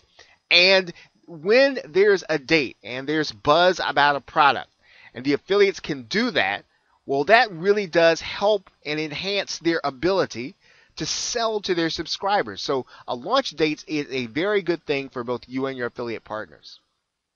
Now, you want to make sure that to the best of your ability, that your launch date does not coincide with the launch of other more established marketers. You want to do a little launch research. There's sites like JV Notify Pro, and you can even do some launch research inside of GetResponse. Let's take a look at doing that right now. JV Notify will tell you, for example, that there are launches upcoming. You'll see one that is coming up in April. Right? You'll see those that are coming up in the next few weeks. And so by becoming a member of JV Notify Pro or signing up for the free account, you will get notice of launches that are upcoming so that you can either participate, of course, as an affiliate, but even more importantly, you want to make sure that if there's a launch that's going to interfere in your particular niche, you want to maybe consider doing yours at a different time. Now, there are other affiliate networks that you can take a look at. One that's new is called Deal Guardian. There are launches that take place on there. You might want to check to make sure that there are that the timing of your launch does not coincide once again to an extremely big and a launch that's going to have a lot of buzz from a lot of affiliates. You can also go inside of the JVZoo marketplace. And if you just go to find digital products to promote and you click the launched button, that'll give you all the dates in the future. And you'll be able to see some of the launches that are going to be happening. And you want to make sure that you understand what's going to be offered in your niche. You want to take a look at the sales page. And in some cases, you may want to promote. But at the very least, you want to make sure that if you are going to launch your product, that it has the best possible chance for you and your partners to promote and succeed with it. Now, even though you're doing launch research, keep this in mind. You don't need permission to launch your product. You shouldn't operate from a scarcity mindset. So you shouldn't feel as if somebody else is launching a product that they're going to take all the sales and you're not going to have any. You've got a unique, well thought out offer and a decent sales funnel. You will have a profitable payday. There will be affiliates that want to promote you, and you will be able to generate income. You just want to make sure that you're giving your product and your affiliates the best possible chance to succeed. And if most affiliates will have a launch calendar, they'll have a promotional calendar where they consider what they're going to be launching in addition to the promotions they're going to do. And you want to make sure that if you have a partner and someone that you're working with, that they don't feel conflicted and that they don't confuse their subscribers. You want to give them the opportunity to give their subscribers a free reign with your product. Time to explain it. Time to really get them excited about it. So that's really the mindset behind working with affiliates, launching your product on a particular date for a big payday. And we're going to be talking about some of the other aspects of getting traffic to it, but setting the date and getting ready is a huge part of now taking your product to the point where it's now ready to be launched. And with that, thanks, and I will see you in the next video.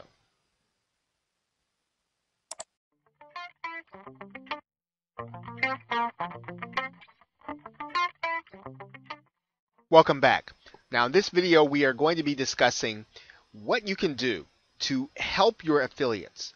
And you can help them by giving them selling tools. And there's a logic behind doing this. Of course, you already, if you have been following this tutorial, following all the videos, you know that affiliate traffic is a powerful way for you to be able to get targeted buyers to your offers. But you want to make sure your affiliates actually want to promote you. So you want to make it easy for them. And you make it easy for them by giving them tools that will help them sell to their subscribers. Now, do not want to make them have to guess at what your product is about. You don't want to make them have to guess at what the benefits are, or what the social proof is, or what is the key factor that will make their subscribers out. You want to give them every available advantage that they can in order to promote to their subscribers. Now, one of the ways that you take care of that, by creating emails for them to send out to their subscribers. And your emails, the emails that you give to your affiliates as selling tools, it should have your best headlines and it should have your best copy in them. You want them to first want to work with you again, and you want them to make money. And you can do that by giving them good, solid selling tools that go along with your launch. Now, you should have, or you should be keeping, and if you're not, you should really start doing this now. One of the reasons why you remain on the mailing lists of other internet marketers and people in your niche is because you should be developing swipe files. You should be developing emails, or you should be developing a file of copy that you know is impressive and that you know actually works to convert if it convinces you. Now, you should be keeping files of those so that when you get ready to write your emails, you don't want to take theirs and plagiarize them or copy them, but you do want to take the elements and thinking about the basic copywriting elements that we have gone over in other videos and to apply them inside of the emails that you're giving to your affiliates in order for them to promote your business. Now, one of the things that you want to do is you want to make these emails available on your own JV page. You want to have a page for affiliates to promote this offer. Now, every offer that you put forth, every offer that you start this process with, you should give your affiliates a page to go and get selling tools. So this is not a once and done operation. Every time you create a product, for every single thing you're doing, you should be creating selling tools that give your affiliates an unfair advantage, or at least an advantage in terms of being able to promote your product to their subscribers. Now, if you have the resources, you may not have it at the beginning, and this might be your first launch. You want to create a contest for your affiliates, and what that does is that gets them motivated sometimes in order to get moving, or to mail that one more time, or to add you in when maybe they were not going to send out email on a particular day. You want to give them every incentive in order for them to promote for you. So creating a contest with real prizes, typically cash prizes or computer software or something that's valuable to marketers. If you can offer that in a contest, you will see increased activity from the marketers. Now, the other thing is that if you have the knowledge to do so, if you have been around marketing long enough, one of the best ways to help your affiliates is to conduct a webinar or a sales webinar where you draw their subscribers to your webinar and you basically sell them on your product or service. Now, this does take a little technical know-how in order for your affiliates to get credit when they send their buyers to your webinar, but this is something that advanced marketers do. And if you are a good presenter and you are a good salesperson in presentations and webinars, this is a great way to assist your affiliates. Now, you also want to make sure that on that page that we talked about, the page where you've got all the emails, the page where you're outlining to them what the product is and what it does, give them videos. Give them videos that will show them exactly what your product is and what it does. And you want to give them, once again, permission to use those videos if necessary. Give them permission to do whatever they want to do with them. If they want to kind of download them and cut them up and add them into their own promotion, give them the permission to do that, because they know their people and you are giving them tools in order to make sales. Now, one of the other things you want to do is you want to provide as much information inside of the JVZoo affiliate area as possible for those who are going to promote your product. Now, what do we mean by that? Now, when we are inside of the product area, you get the opportunity to give your affiliates information about your product, and notice that some of the both of the fields are HTML enabled. Therefore, you can also provide images inside of these fields, and you can give your affiliate the opportunity to see what your product is about when they decide whether or not they want to promote for you, and to really give them a feel for what it is you are offering. And you want to tell them, of course, where they can go to find your JV page or your affiliate page. You're giving them all the information they need in these two fields when they come to apply for to sell your product or market your product. I'm going to give them this information. This is important for them, and it's going to help them to make the decision as to whether or not they want to promote or not.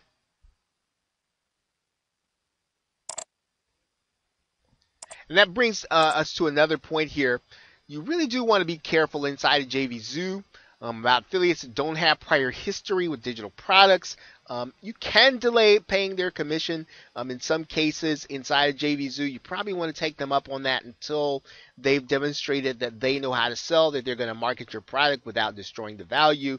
So do exercise. This is something that JVZoo encourages, and you want to actually use it in your promotion, especially as you determine who you're going to have taking the message about your product to the public.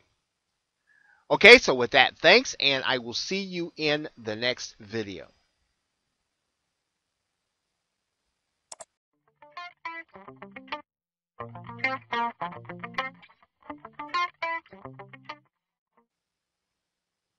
Welcome back.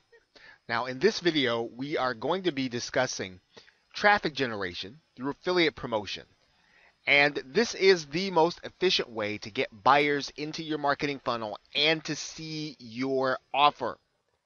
And basically, you're not paying for any of the visitors. You're not paying for any of the buyers that end up being part of your, that become part of your marketing funnel. You are basically working with existing marketers that are already generating sales. And that's why this is so powerful in terms of generating traffic to your offer. And the results are almost instant. I mean, you're going to get a huge credibility when you can draw affiliates in. And when you start to draw affiliates to your offer, what's going to happen is you will be creating a buzz where even more affiliates will then want to promote your product.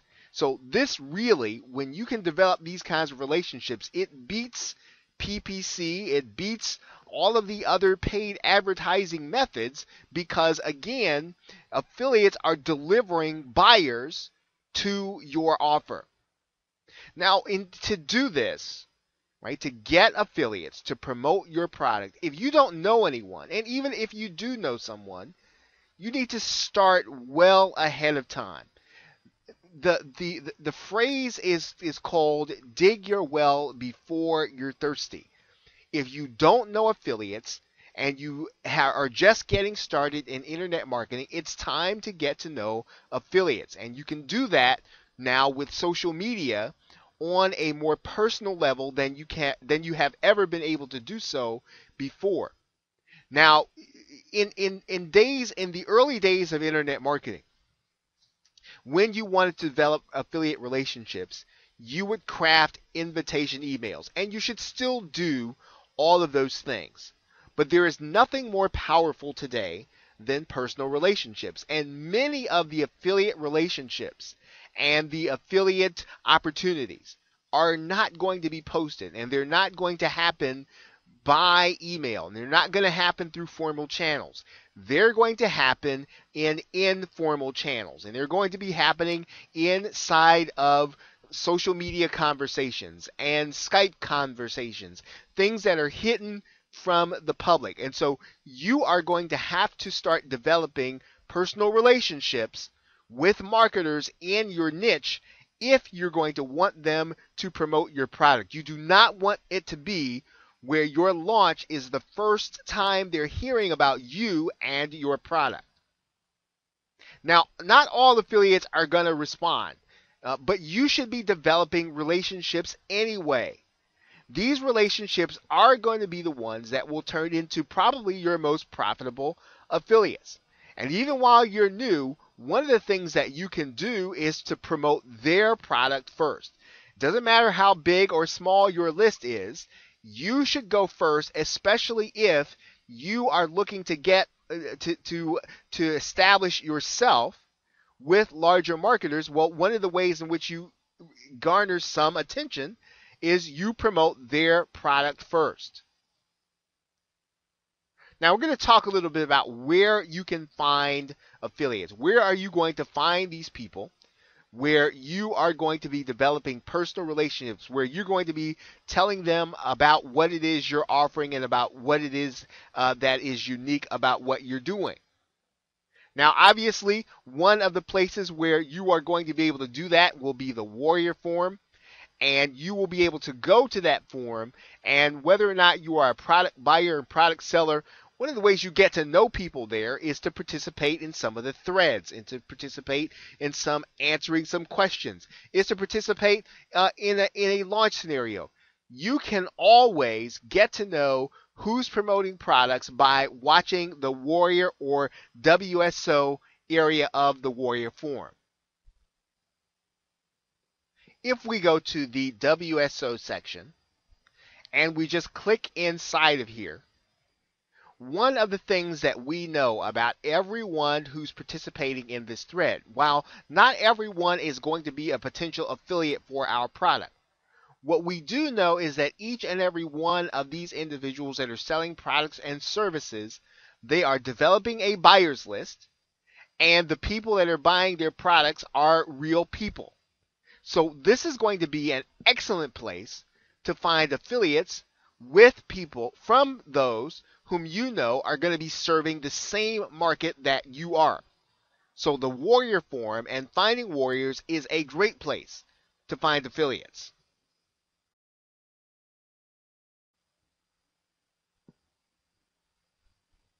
Now, one of the other places where marketers are socializing about business and socializing about marketing are Facebook forums, Facebook groups, and inside of Skype groups.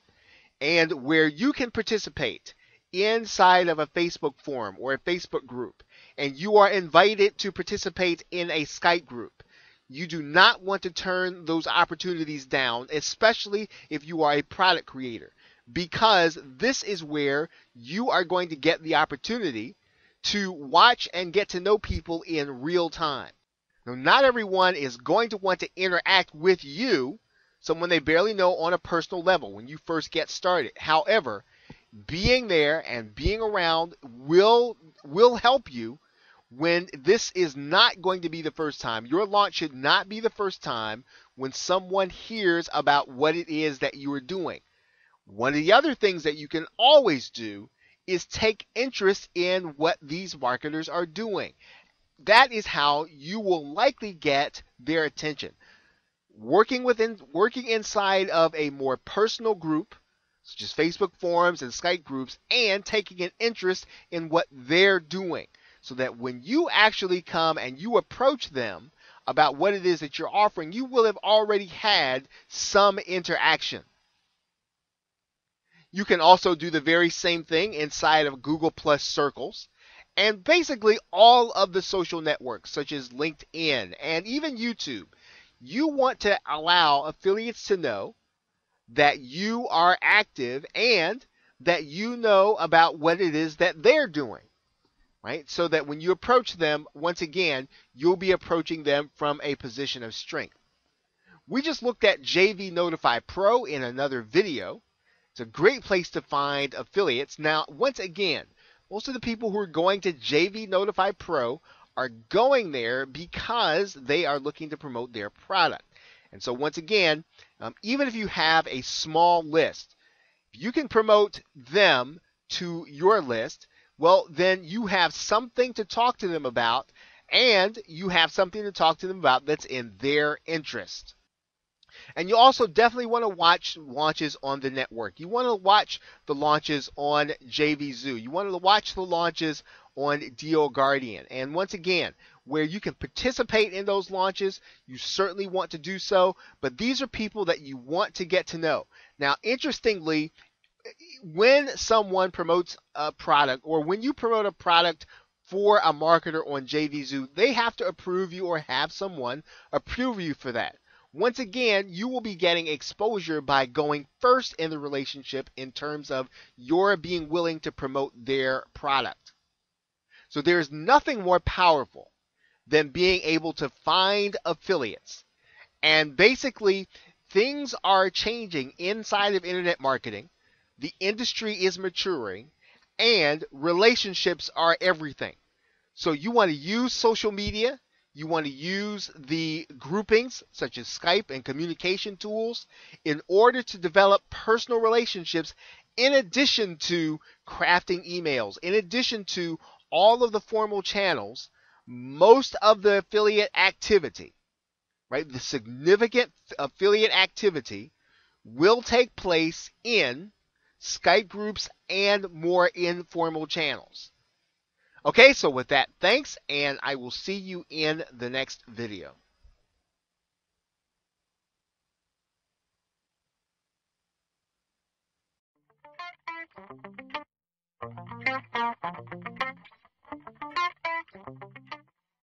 Welcome back. Now, in this video, we're going to be discussing traffic generation using solo ads. Now, solo ads are the fastest and most effective way to find information seekers that will eventually become your product buyers. Now, you will be able to use solo ads to get targeted leads. A solo ad is basically a marketer that already has a list that will be sending out your offer to their list, and you will actually pay that marketer in order to do that.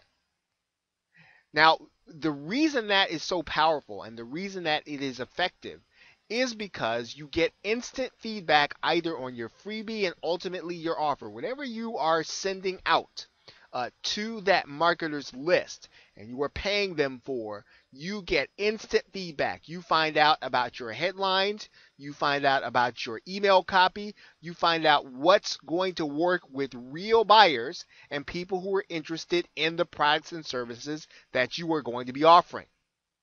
Now, solo ads are really made to pre-sell the prospect. So you will not be sending them from that solo ad. We just talked about that briefly.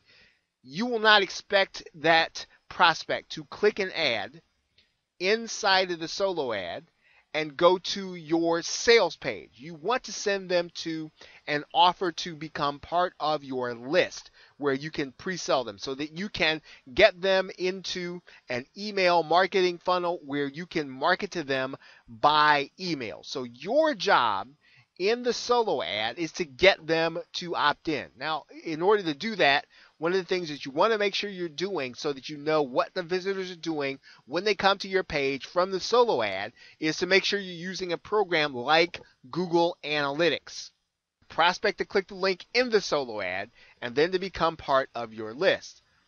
Now, as a result of that, the solo ad and the squeeze page should be consistent or congruent. They should be directly related. You don't want someone to click the solo ad and then get to the squeeze page and see something entirely different. They should expect to have their question answered. Whatever issue you raised or whatever problem you raised to get them to click that link, and whatever you talked about in that email, it should be consistent with what they're going to find when they get to your squeeze page, when they click the link. Now, once the buyer has been added to your email, that is when you want to send them to your offer. Right? So you can either send them directly from the time that they actually get confirmed on your email, or you can send them a link in an email, a follow-up email, where they're going to get access to see your sales page. They're going to get access to see what it is that you are actually offering.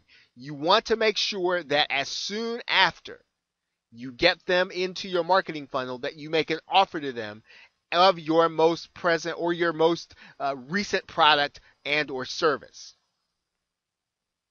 Now, what is a solo ad? What are the nuts and bolts?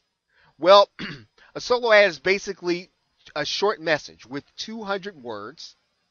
You're going to have the URL going to the same website. You're going to have it in there 3 times. You're going to want to have one about a third of the way down, one about 2/3 of the way down, and one at the end of your email. Now, of course, you want to make sure that they are in logical places. When you have made your case, you've made your point, you want to put a link in there.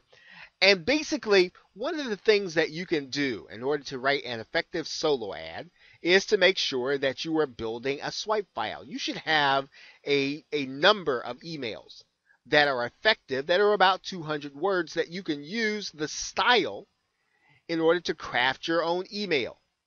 Now, you are really building on their curiosity, right, in a solo ad. You don't want to tell them everything that they're going to see. You want to make them click that link and get into your marketing funnel. You've got to draw that prospect in so that they will then, when they see your offer, they will then be looking at something that they might actually be interested in buying.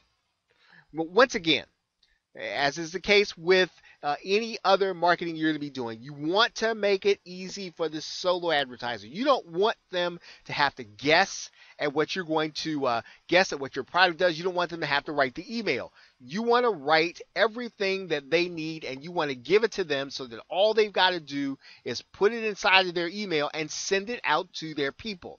A solo ad is basically you're paying to get access to a marketer's list, and you're going to send out an email. Now, solo ad vendors. One of the things that you should be asking every solo ad vendor, right, before you decide to sign up with them, before you decide to pay them, you want to find out how big their list is. You want to find out whether or not they have the capacity to send visitors to your page by doing a mailing. You want to find out how they built their list. That's going to be pretty important because depending on how they built their list, that will determine how effective your marketing is going to be with them. Now, this is where you really want to pay attention. You should be paying a solo ad vendor for clicks, right? You're paying for clicks. You want to make sure that you're getting your money's worth, and the only way that you can really quantify that is to pay for clicks. And you want to ask the solo ad vendor, you want to get a sense for, will your list like this offer? Ask them. Find out if offers like yours have done well. If you're going to pay advertising, you're going to pay for someone to see your offer, you want to make sure that once they opt in, that this is the kind of offer that's going to do well. And the solo ad vendor should know because more than likely they've built their list by creating a product that was sold. Now, you also want to know how old the list is.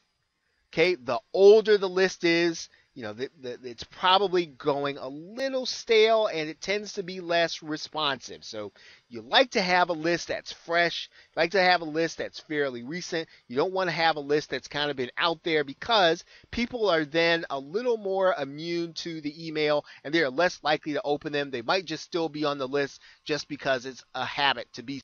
Now, one of the ways you can find solo ad vendors, of course, is to just Google solo ad or email advertising. We are going to talk about some places where you can find some solo ad vendors. Now, other than Googling solo ad email advertising, you can also take a look at some places like the Warrior Forum, the solo ad marketplace, and social media groups. Now, let's take a look at what we mean by that. If you visit the Warrior Forum and you go to the Warrior Forum classified ad section, we're just going to click that forum right now. We will come to the inside and you're going to see a number of ads where you can actually get solo ads. Now, one of the good things about the solo ads that are being presented here in the Warrior Forum is that typically those who have actually bought the solo ad will come back and verify as to whether or not their experience was a good one in the actual thread. So you will be able to not only search inside of this particular forum, but you will also just be able to browse the forum to find good solo ad advertisers. And you will be able to ask those solo ad advertisers the questions that we just talked about. So indeed, solo ad vendors can be found on the Warrior Forum.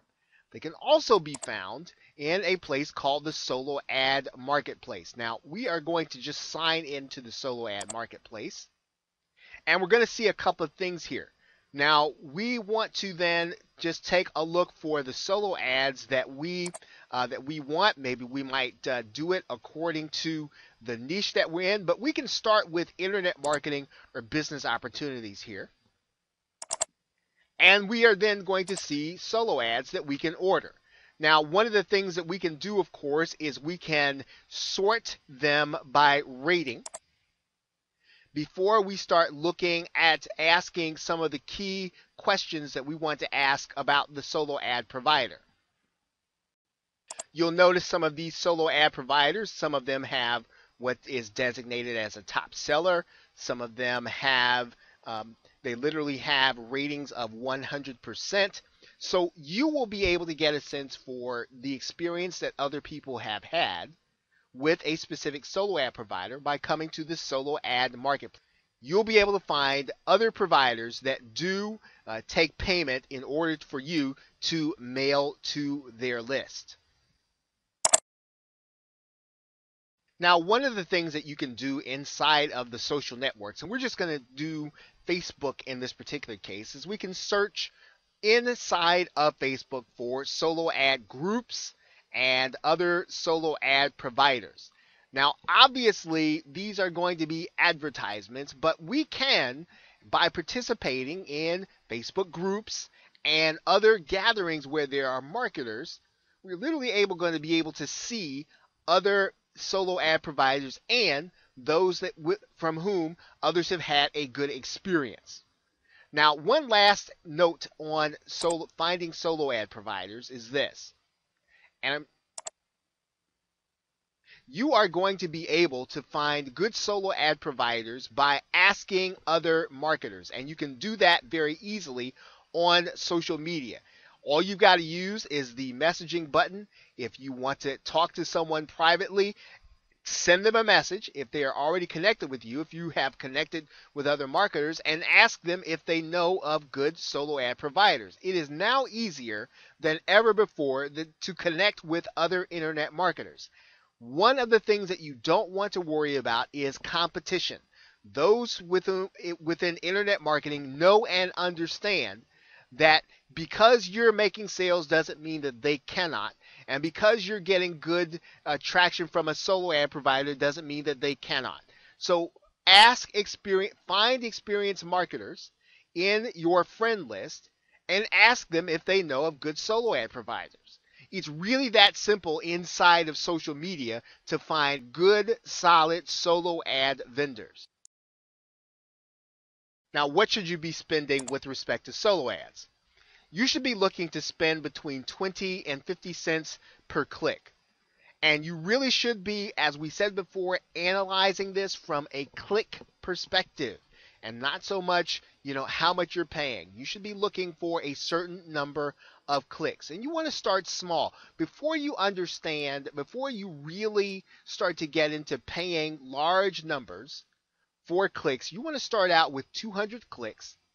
Get a sense for what's happening with the solo ad and what is really going to work in terms of your copy before you start looking to get up into the hundreds and sometimes even thousands of dollars in terms of solo ads.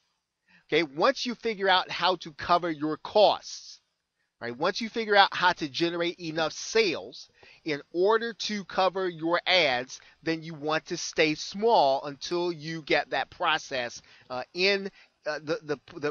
the point where you can really execute it on a consistent basis. Now, what do we mean by covering your costs? You want to be able to generate sales from that solo ad through your front end offer and through your upsells and through follow-up emails. So in other words, can you, from those that you have come in contact with through the solo ad, can you generate enough income from your front end, from your upsells, and from your follow-up emails to at least cover the cost of the ad? Once you can, and you can do that with each successive ad buy, then you can start to then move up in terms of price, and you can move up in terms of number of clicks. That's the way you really want to analyze whether or not your solo ad spending is working and when it's time to scale up. So with that, thanks, and I will see you in the next video.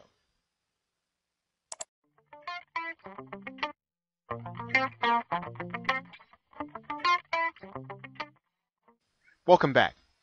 In this video, we're going to be talking about media buying. And media buying is a more advanced way of being able to direct targeted traffic to your sales funnel. And you really start to think about media buying once you have a clear understanding of your target market and you have an understanding of how your offer is going to convert with that target market. You can then scale up your operation with paid advertising. Now, you could use sources like Google AdWords or even Facebook ads, which we will talk about in this course. But that method, because Google AdWords and Facebook are both intermediaries, you still leave a little money on the table, and you're not necessarily advertising direct with the people that are actually going to be looking at your offer. Now, media buying allows you to advertise direct with a suitable source for your demographic or buyer. Now, if you are in the make money online niche or if you are in the weight loss niche, you will want specific places to place your advertising. And when you do that, of course, you get more targeted traffic to your sales funnel. Now, media buying can be as simple as a targeted pop-up, which we in internet marketing we would know as PPV traffic. You could have blog or news website banner traffic where your banner is placed strategically someplace on the site where you know your target market is visiting. or video sharing sites like YouTube, and you're advertising right on top of the video, which is a growing way for you to do media buying. Now, basically, you're using image or media-based advertising to attract individuals into your marketing funnel. With media buying, the key really is understanding your target market. That is over and above the most important aspect of being able to execute paid traffic. You have to understand your target market. But now, what does that mean, understand your target market? Well, you understand who they are demographically. Who is your buyer? Who are the people who are actually doing the buying? Are they male? Are they female? Are they in their 30s or 40s? Or are they in their 50s or 60s? What do they tend to do? And what kinds of things do they tend to buy? What do you know about what they buy in addition to your products and or services? Now, what are they scared of? What does your prospect or what does your buyer typically find frightening? What is it that keeps them awake at night? And of course, you want to know, what do they want out of life? What are they really striving for? What is it that really keeps them motivated and keeps them moving? You want to know these things, because as you start to create banner advertising, as you begin to create image-based advertising, these are the things that you want to display in your advertising. So understanding your target market is of extreme importance in this process. Now, where do they hang out online? Where can you reach them? Where can you find them? Where can you find them passively? Where will they run into your advertising? What are the websites? When you start talking about where they hang out online, what are the websites? What are the specific things that they read, where they watch videos, where they socialize? Where is that? Where is it that they hang out? What are they looking for on those websites? What brings them to those websites where they hang out and they spend so much time there? Now, you want to find out about those websites, whether or not they're going to allow you to do banner advertising. It's in that respect, media buying is pretty simple. You want to find out where your target market is, and you want to advertise there so you can get passive traffic. What are the websites, the blogs, the communities where you can advertise directly to your target market? That is what you want to know with media buying, and that really is what will make all the difference in terms of your being able to scale up the passive traffic to your site. Now, you'll need to be specific in your targeting. Now, what does that mean? That means that once you want to understand where you're going to advertise specific websites to a specific buyer. Because in some cases, you might have one product that you want to advertise to two different groupings of people, but you want to be specific in the way that you communicate to both. Now, one of the things with media buying is, before you really get to the point where you're going to scale up your media buying, you want to learn to cover your costs. And media buying works well for those that start the process knowing how their product converts. So in other words, you should know your numbers. You should know what happens when your target buyer hits your page in general, because that will help you to make adjustments as you're looking at the performance of your advertising.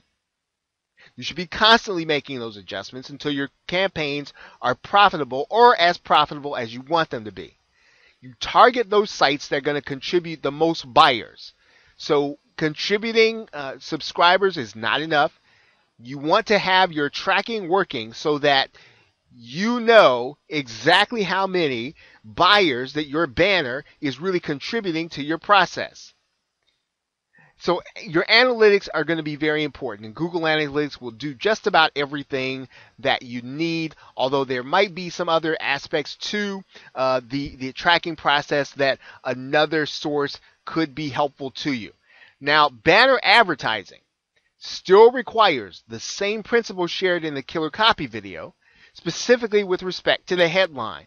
So in other words, your headline should still do the same work on a banner that it did in the sales letter. Now, lastly, the images should illustrate the goal position of the individual once they've received or they've experienced the chief benefit of your product. So if you think about what is it and what does it look like when your prospect or customer, they have already experienced the chief benefit, what is the visual that you want to communicate? That is the visual that you need to have in your banner, in addition to following those principles of killer copy that we talked about in a previous video. So with that, thanks, and I will see you in the next video.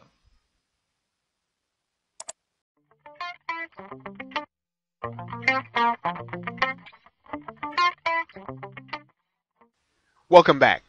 Now in this video we're going to be talking about yet another way to use targeted traffic in order to drive to your offer.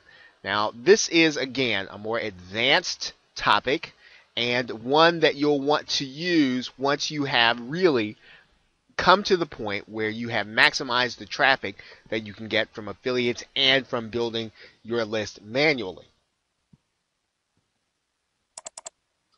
Now Facebook ads are popular amongst internet marketers because of the ability given to you to reach a specific group with each advertisement. Notice here who is reaching out through Facebook. You'll see all of these things are related in some way to internet marketing. And more than likely, these individuals are using custom audiences and Facebook ads in some combination. We'll talk about custom audiences in a minute.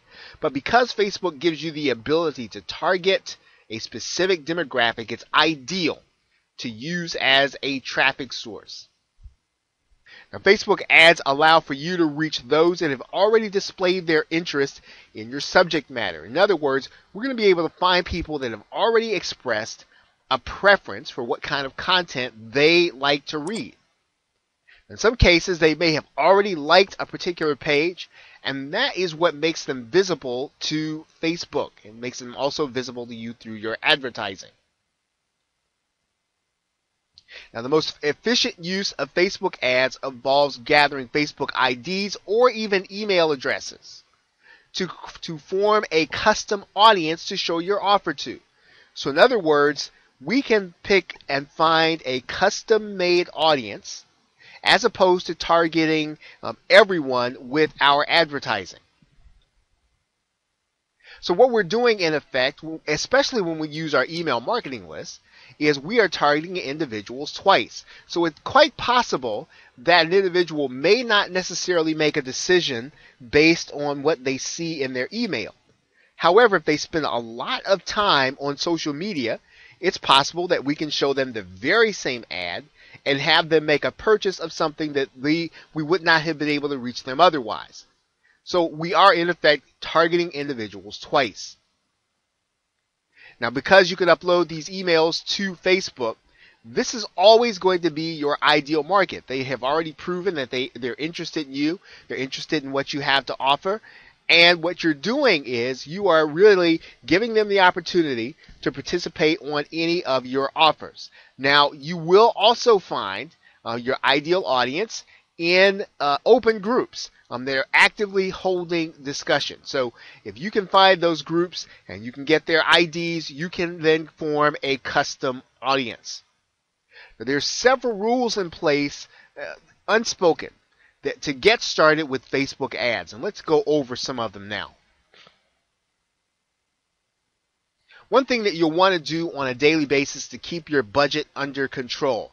And the traffic can come and it can become very quickly. You can easily exhaust a budget if you're not careful. So make sure you are using a budget with respect to your advertising. Now, the images don't have to make sense. They only need to attract the eyeballs. So you want to make sure that these images that you're using are eye-catching. They don't have to make sense. In some cases, marketers use pictures upside down or sideways, or they put a red border around their image. And the reason they do that is because it draws people's eyes long enough for them to consider what it is that you were saying in your headline. Which brings me to the point where we need to recognize that the copy rules that we talked about, the 8 basics, those are still going to be in effect. You need to spell out a good headline along with your image. It is the universal method of being able to reach or flag down your prospect. And what you're also trying to do with your Facebook ads is to move as many people as you can onto your email list. Now, you can do this in a number of different ways. You can do this by getting them to buy your product, and then they will automatically be posted to your email. You will want to then also make your squeeze page available, and you can do that on Facebook. That is one of the advantages of GetResponse, to make that part easy, because GetResponse literally makes it so that you'll be able to display the landing page that you create with them in your Facebook ads. Okay, so with that, thanks, and I will see you in the next video.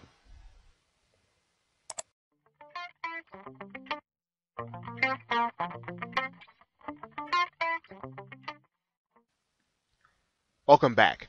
Now, in this video, we're going to be talking about traffic generation through ad swaps.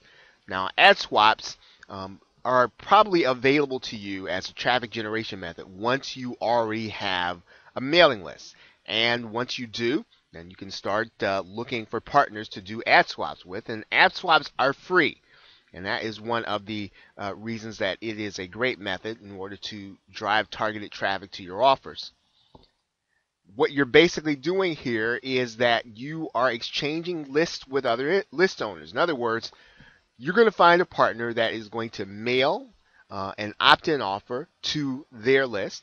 You're going to mail an opt-in offer for them to your list. And what you basically really need to do is to find a partner with a list, and that is the genesis. That's the basis for doing an ad swap.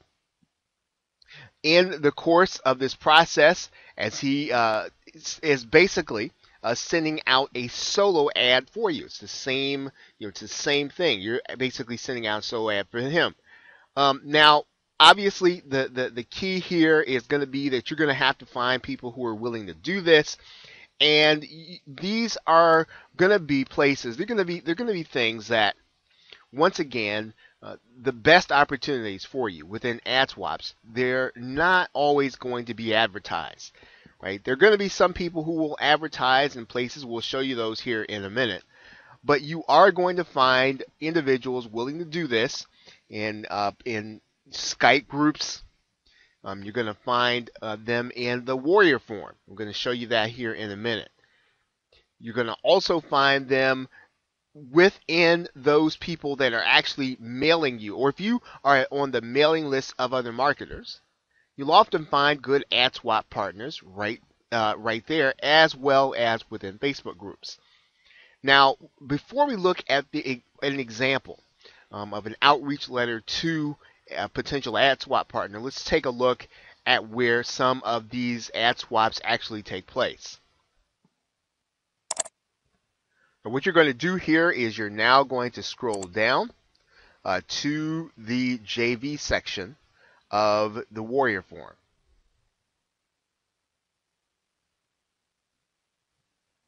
And that's going to be right here, Warrior Joint Ventures. And you're going to see a number of ad swaps taking place already. You'll see that there's one taking here, ad swaps for small lists. You see one for ad swaps for any size list. I will build your list for free. So you're going to want to work with some of these individuals. And as you do, what you're going to find, if you have a good giveaway, you have a good offer, your list is going to grow. And as a matter of fact, it's not going to take you or cost you anything other than the time that's going to take you to actually do the mailing for the other marketer.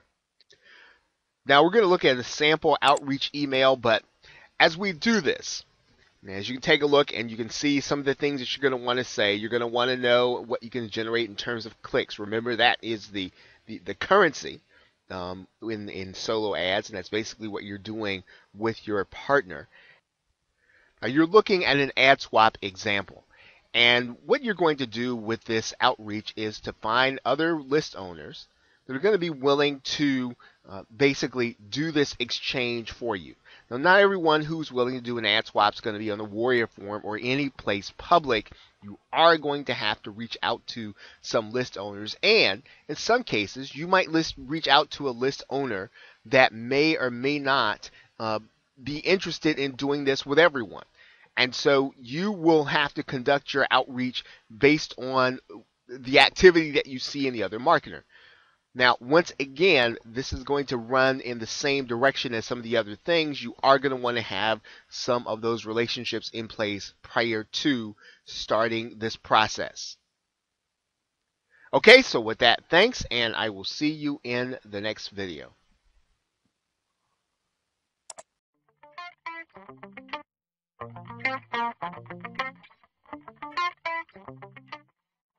In this video, we're going to be talking about traffic generation using video marketing, specifically YouTube marketing. Now, as a marketer, you really do need to take YouTube seriously, mainly because it is where there is traffic. It's where people are spending their time.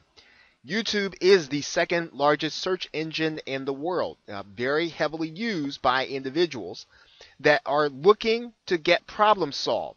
They're looking for demonstrations. They're looking for ways that they can quickly solve problems or dilemmas that they have. And they're looking for people who have proven themselves to be experts to explain to them how they can solve certain problems or achieve certain goals. Now, some of them will find their YouTube videos in organic search. Now, if you were to just type in YouTube's second largest search engine in the search engine, and you scroll down, what would you find?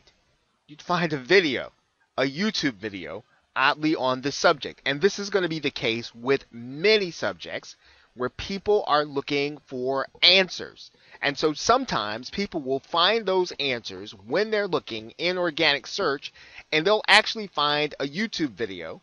And if you've been in marketing any length of time, you know that one of the key factors in YouTube organic search is that, well, these videos have a thumbnail and it makes them stand out.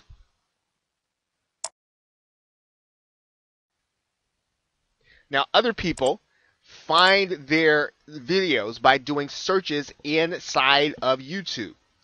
In fact, if you want to find out what others have suggest or what others have searched recently, I mean, you can do that by using Google Suggest inside of YouTube. Let's take a look at what I mean by when I say that.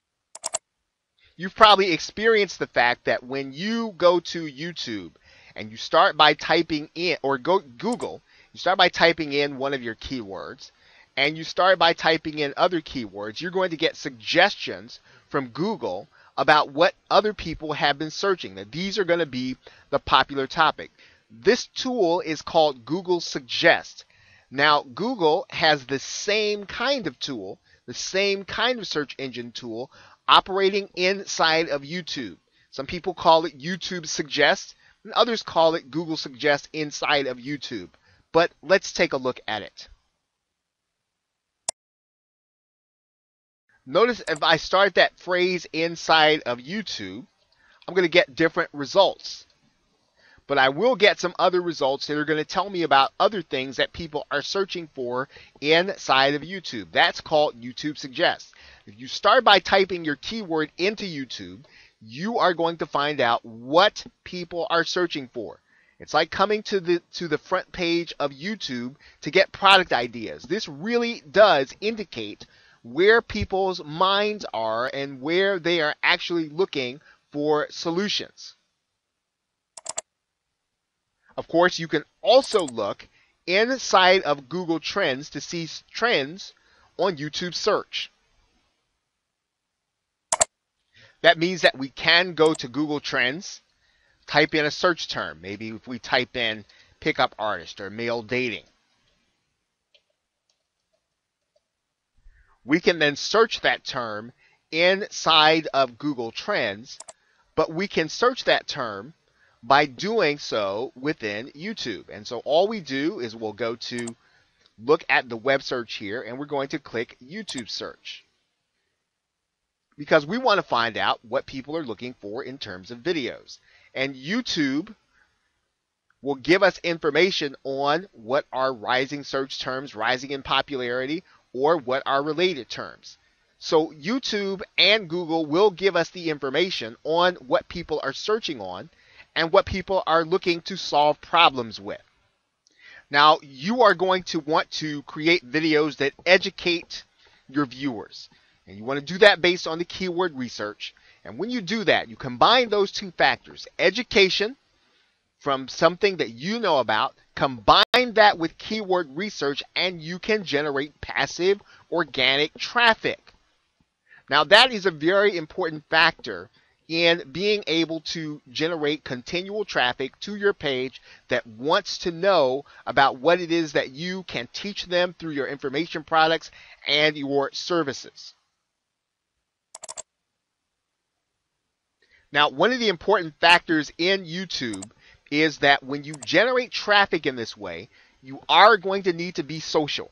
In other words, you're going to need to treat YouTube as if it were its own social network. It means you should make sure your channel is connected to the Google Plus social network. But it mostly means that you should be taking the comments seriously that people create for your videos. And you should answer them professionally. Now, you can do advertising kind of videos, but that's really a short-term solution. You want to work to make sure that you are generating traffic based on your position as an expert in your niche. And you can do that effectively by determining the 10 frequently asked questions inside of your niche from your buyers and your prospects and answering each one of them with an individual video.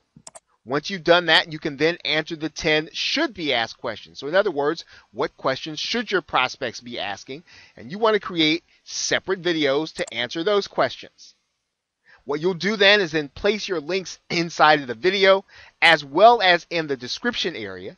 And that's going to drive traffic back to your squeeze page or your pre-sale blog page to get people to opt in. Now, video marketing is a list building opportunity for those willing to invest the time. So it is a time consuming process, but the traffic that you get is qualified. They probably want to know what it is you're talking about, and you want to drive them to your capture page in order to build your list. Okay, so with that, thanks, and I will see you in the next video.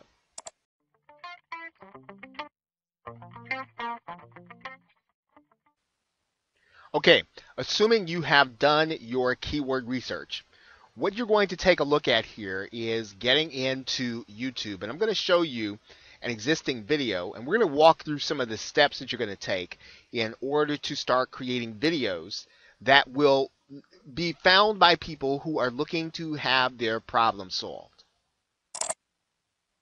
I'm going to assume that you already know how to upload a video to YouTube. Now, what you're going to do here, and you'll notice that we are in the edited section of every video. And this is going to be the most important area of your YouTube video, because this is where you will determine exactly how much traffic you're going to get from this video. Now, what things do you have control over? Well, one of the first things that you really have control over here is your title. You want to make sure that your title has keywords in it that people are actually searching for. This is the starting point. And so you want to turn your keyword into a question that your buyer will look at and then click on it because they have curiosity about whether or not your video is going to actually solve their problem or help them to solve their problem. So in this particular case, let's say that you were looking for information on dating, in particular, pickup artists, and you wanted to know about pickup artists, or what is a pickup artist, or in this case, do pickup artists. You want to turn this into a question. Right? Now, the other thing that you want to do here is you do get a description area. And so you want to use this description area. You get about 5,000 characters, and you want to fill that description area. You want to write in all of the data that you can that will help people to, first of all, find your video. And then second of all, you want them to get every bit of information, and you want them to know that you are an expert on your subject. So you want to give, first, you want to give them a link where they can go to your website. And we're just going to put in any website here. Now, what's important about the website that you put here is that you want to send them not to your home page, you want to send them to a landing page. Now, I'm just writing in landing page just as a reminder to you that you want to send them to a landing page where they can opt in to your list. So we've already talked about setting up a squeeze page or landing page. You want to have that page ready and then send the traffic from YouTube to that page. Now, if you're going to be savvy, right, you can create different landing pages. You can create one for your video, create others for the traffic that you're getting in other sources, because you want to know how the traffic is coming into your site and what it's doing when it gets there so that you can make adjustments. So you want to make sure your URL is in here, and then you want to use all of the real estate that YouTube is giving you in order to describe your video. Now, the first words or the first sentence, you want to write it knowing that other people are going to see it in the search engine. So if your video were to appear in the search engines, you want people to look at your description or the first sentence or first or two sentences and decide that they like what you've said and they want to click on it. So if you're going to want to write in a subheadline, or a headline and a subheadline, you want to write it in these first few words. Okay, and then continue to write your description throughout this description area.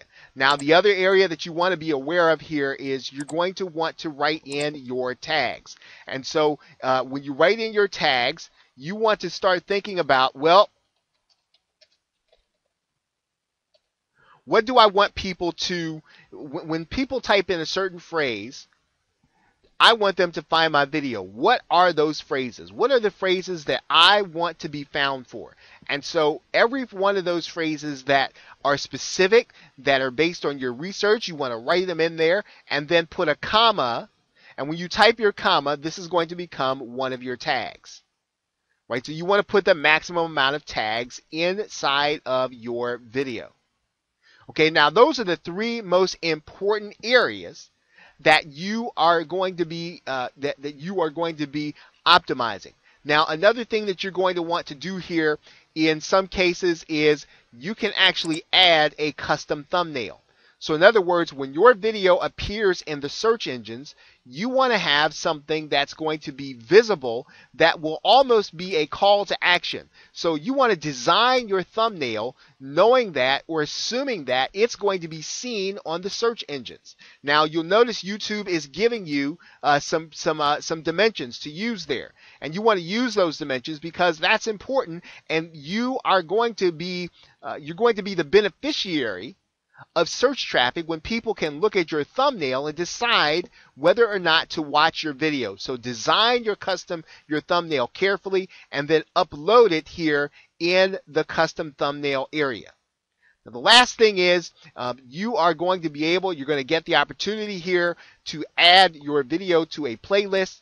Now, in some cases, the playlist itself can rank inside of YouTube. It can be found. So when you add your video to a playlist, make sure that you have lots of other videos that are related to it so that Google will help determine that your video and playlist are relevant. Okay, so those are some of the things that you can do inside of your video. Now, one other thing that you can do, of course, is you can add annotations to your video. And when you do that, annotations give you the opportunity to place links inside of your video. Okay, and here we're looking at the video. We're looking at an analysis of it inside of YouTube. And what we can do, we're going to stop this here. What we can do is we can actually add an annotation. Now, we add the annotation. We can put in a spotlight or a speech bubble or any one of these things that is going to contain a link to a website. Now, one of the key factors when we add this annotation is we get the opportunity to link to something. Now, what are we going to link to? We can link to another video. We can link to a playlist. We can link to a channel. Now, in some cases, if you have associated your website with YouTube, you can link to your website. You can link to your personal website from inside of YouTube on top of the video, so that when people see it, they can click it and be taken to any website that you determine. However, that website is going to have to be associated with your channel. Okay, so those are some things that you can do to your video to help it to be found when people are actually searching for it. So with that, thanks, and I will see you in the next video.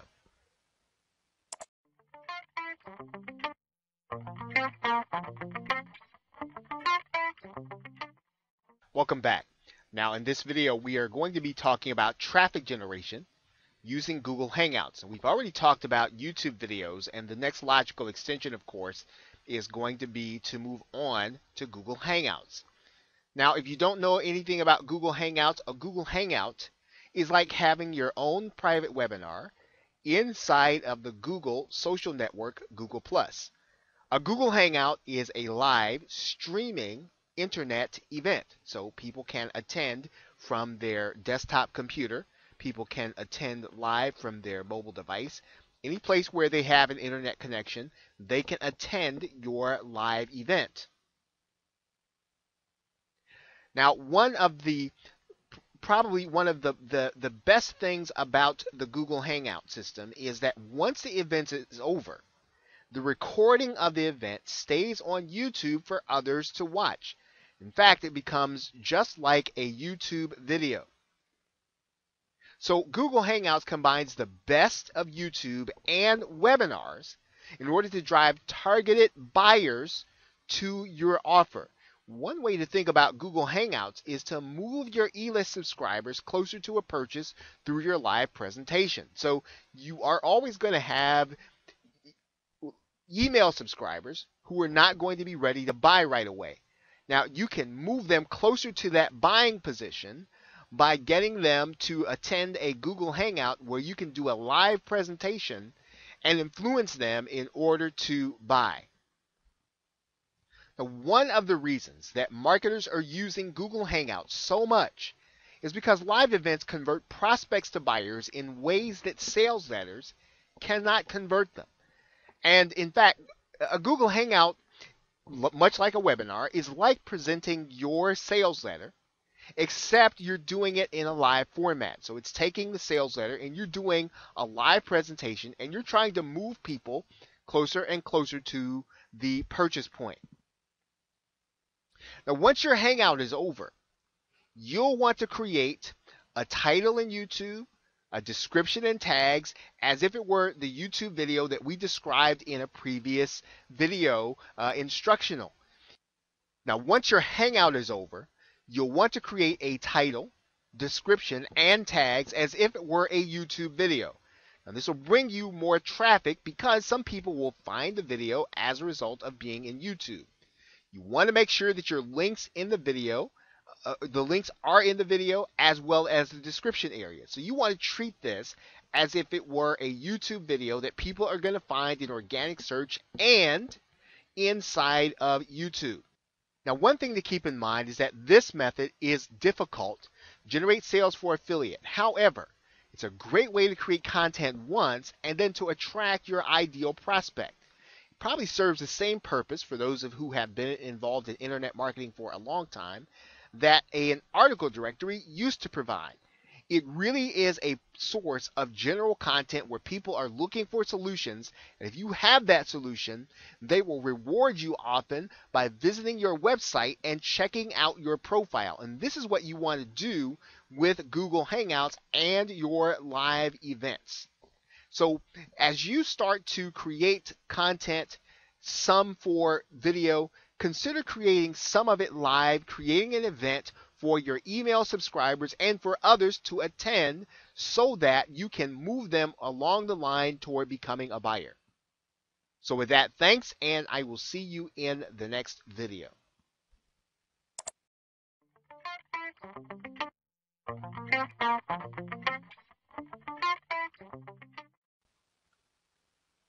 Now, in order to create a Google Hangout, you are going to need to have a Google Plus account. And if you have a Gmail account, you likely already have a Google Plus account or you have already set one up. If you don't, you're going to want to go ahead and get a Gmail account and set it up so that you can do your own Google Hangouts. It is worth the time so that at the very least you can create your own webinars and you won't have to pay the cost of having it put on. Now, to start the Hangout process, you're going to come to your Google Plus profile, and then you're going to go to the Hangout link just like this. Now that's going to bring you to the Hangouts on Air screen. And what you're going to do here is you are going to click Start a Hangout on Air. Now this name will be the name that will be the event. It'll show up on your Google Plus page. So you want to take some thought into what you're going to name the event. And in this particular case, we're just going to call this Traffic Funnel Overview.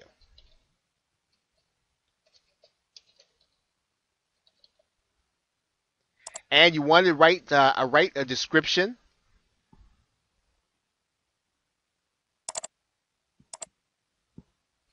And we're just going to put traffic here for the sake of putting it in here. Now you can either schedule your Google Hangout on Air for now or later. Since this is going to be a live event likely that you're going to be doing with either your subscribers and or your social media connections, you want to set the date ahead of time. Okay, so you can go ahead and set the date whenever you want to set it.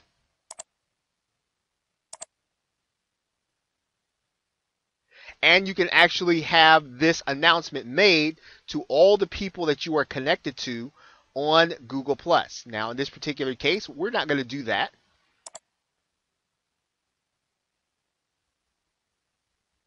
We can actually take this out and then we can just click the share button.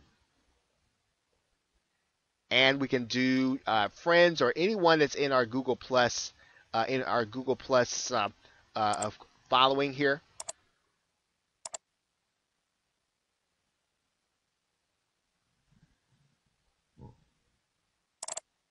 So now what you have here is you have inside of your events tab, you have an event page for your live event. And one of the things that you'll be able to do is literally you'll be able to click this link in order to start your Hangout. And this will open up the opportunity for you to present live using your webcam, as well as being able to share your screen with other people. Now, what you'll want to do in order to start the process is to click the Start button. Now, the other thing, and one thing to note here are two things you'll notice here.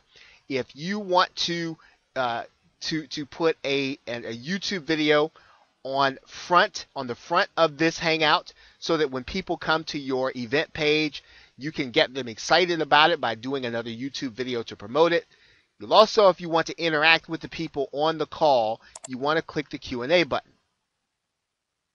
So what we're going to do here, for the sake of example, we're going to go ahead and click the Start button to start the Hangout on Air. Now, once you're inside of the control panel at Google Plus, you'll notice that that's just a profile picture. You can turn your webcam on so that you can present yourself. There are some icons here that will give you control over how you present. Probably the most important one is that you have a green button, which is a screen share button. So just as you would on a webinar, you can literally show your screen to those to whom you are presenting, once again, so that you can do a presentation that will ultimately lead people to buy. Okay, the only reason to do a Google Hangout is to catch those people who just are not going to buy from a sales letter or who are not going to buy from an email. Some people will buy, though, from a live event, and you can create that live event by inviting them to your Google Hangout. And once you are actually live and on the air, you can, and Google will give you the opportunity to pass out links on social media So you have an event page, which is just what we looked at. You have a YouTube page where people can watch live, and you can actually embed this live presentation on your website in order to bring people there. So you have maximum flexibility over being able to do a live event, connect it to your social media connections, and to use it just as you would a webinar. Okay, so that's pretty much it. There are courses that would probably span the course of what we've done just in this overview course, just on Google Hangouts. So this isn't a complete treatment of Google Hangouts and how you can use it. This is kind of a quick and dirty crash course to get you started so that you can do live events where you can actually pass on the link to people. Now, in order to get started, of course, what you're going to do is you're going to click the Start Broadcast button, and then you will be broadcasting live to the people on your event page as well as to people on YouTube. So if they have your YouTube link, they will be able to watch you live, and you will be able to communicate with them through your question and answer application here in the control panel. Okay, so that's really pretty much it. Now, there are some things that you do need to know about YouTube. We're going to take a look at those things now. Okay, inside of your YouTube channel, you are going to have the same control over your Google Hangouts from this back area or back office. You're going to be able to edit some of the settings. And once you actually complete the Hangout, you will have a recording on your YouTube channel. And you can then use that. You can use that content to attract people through search. But one of the first things you want to do is to make sure that you have done everything inside of YouTube in order to attract people to the live event.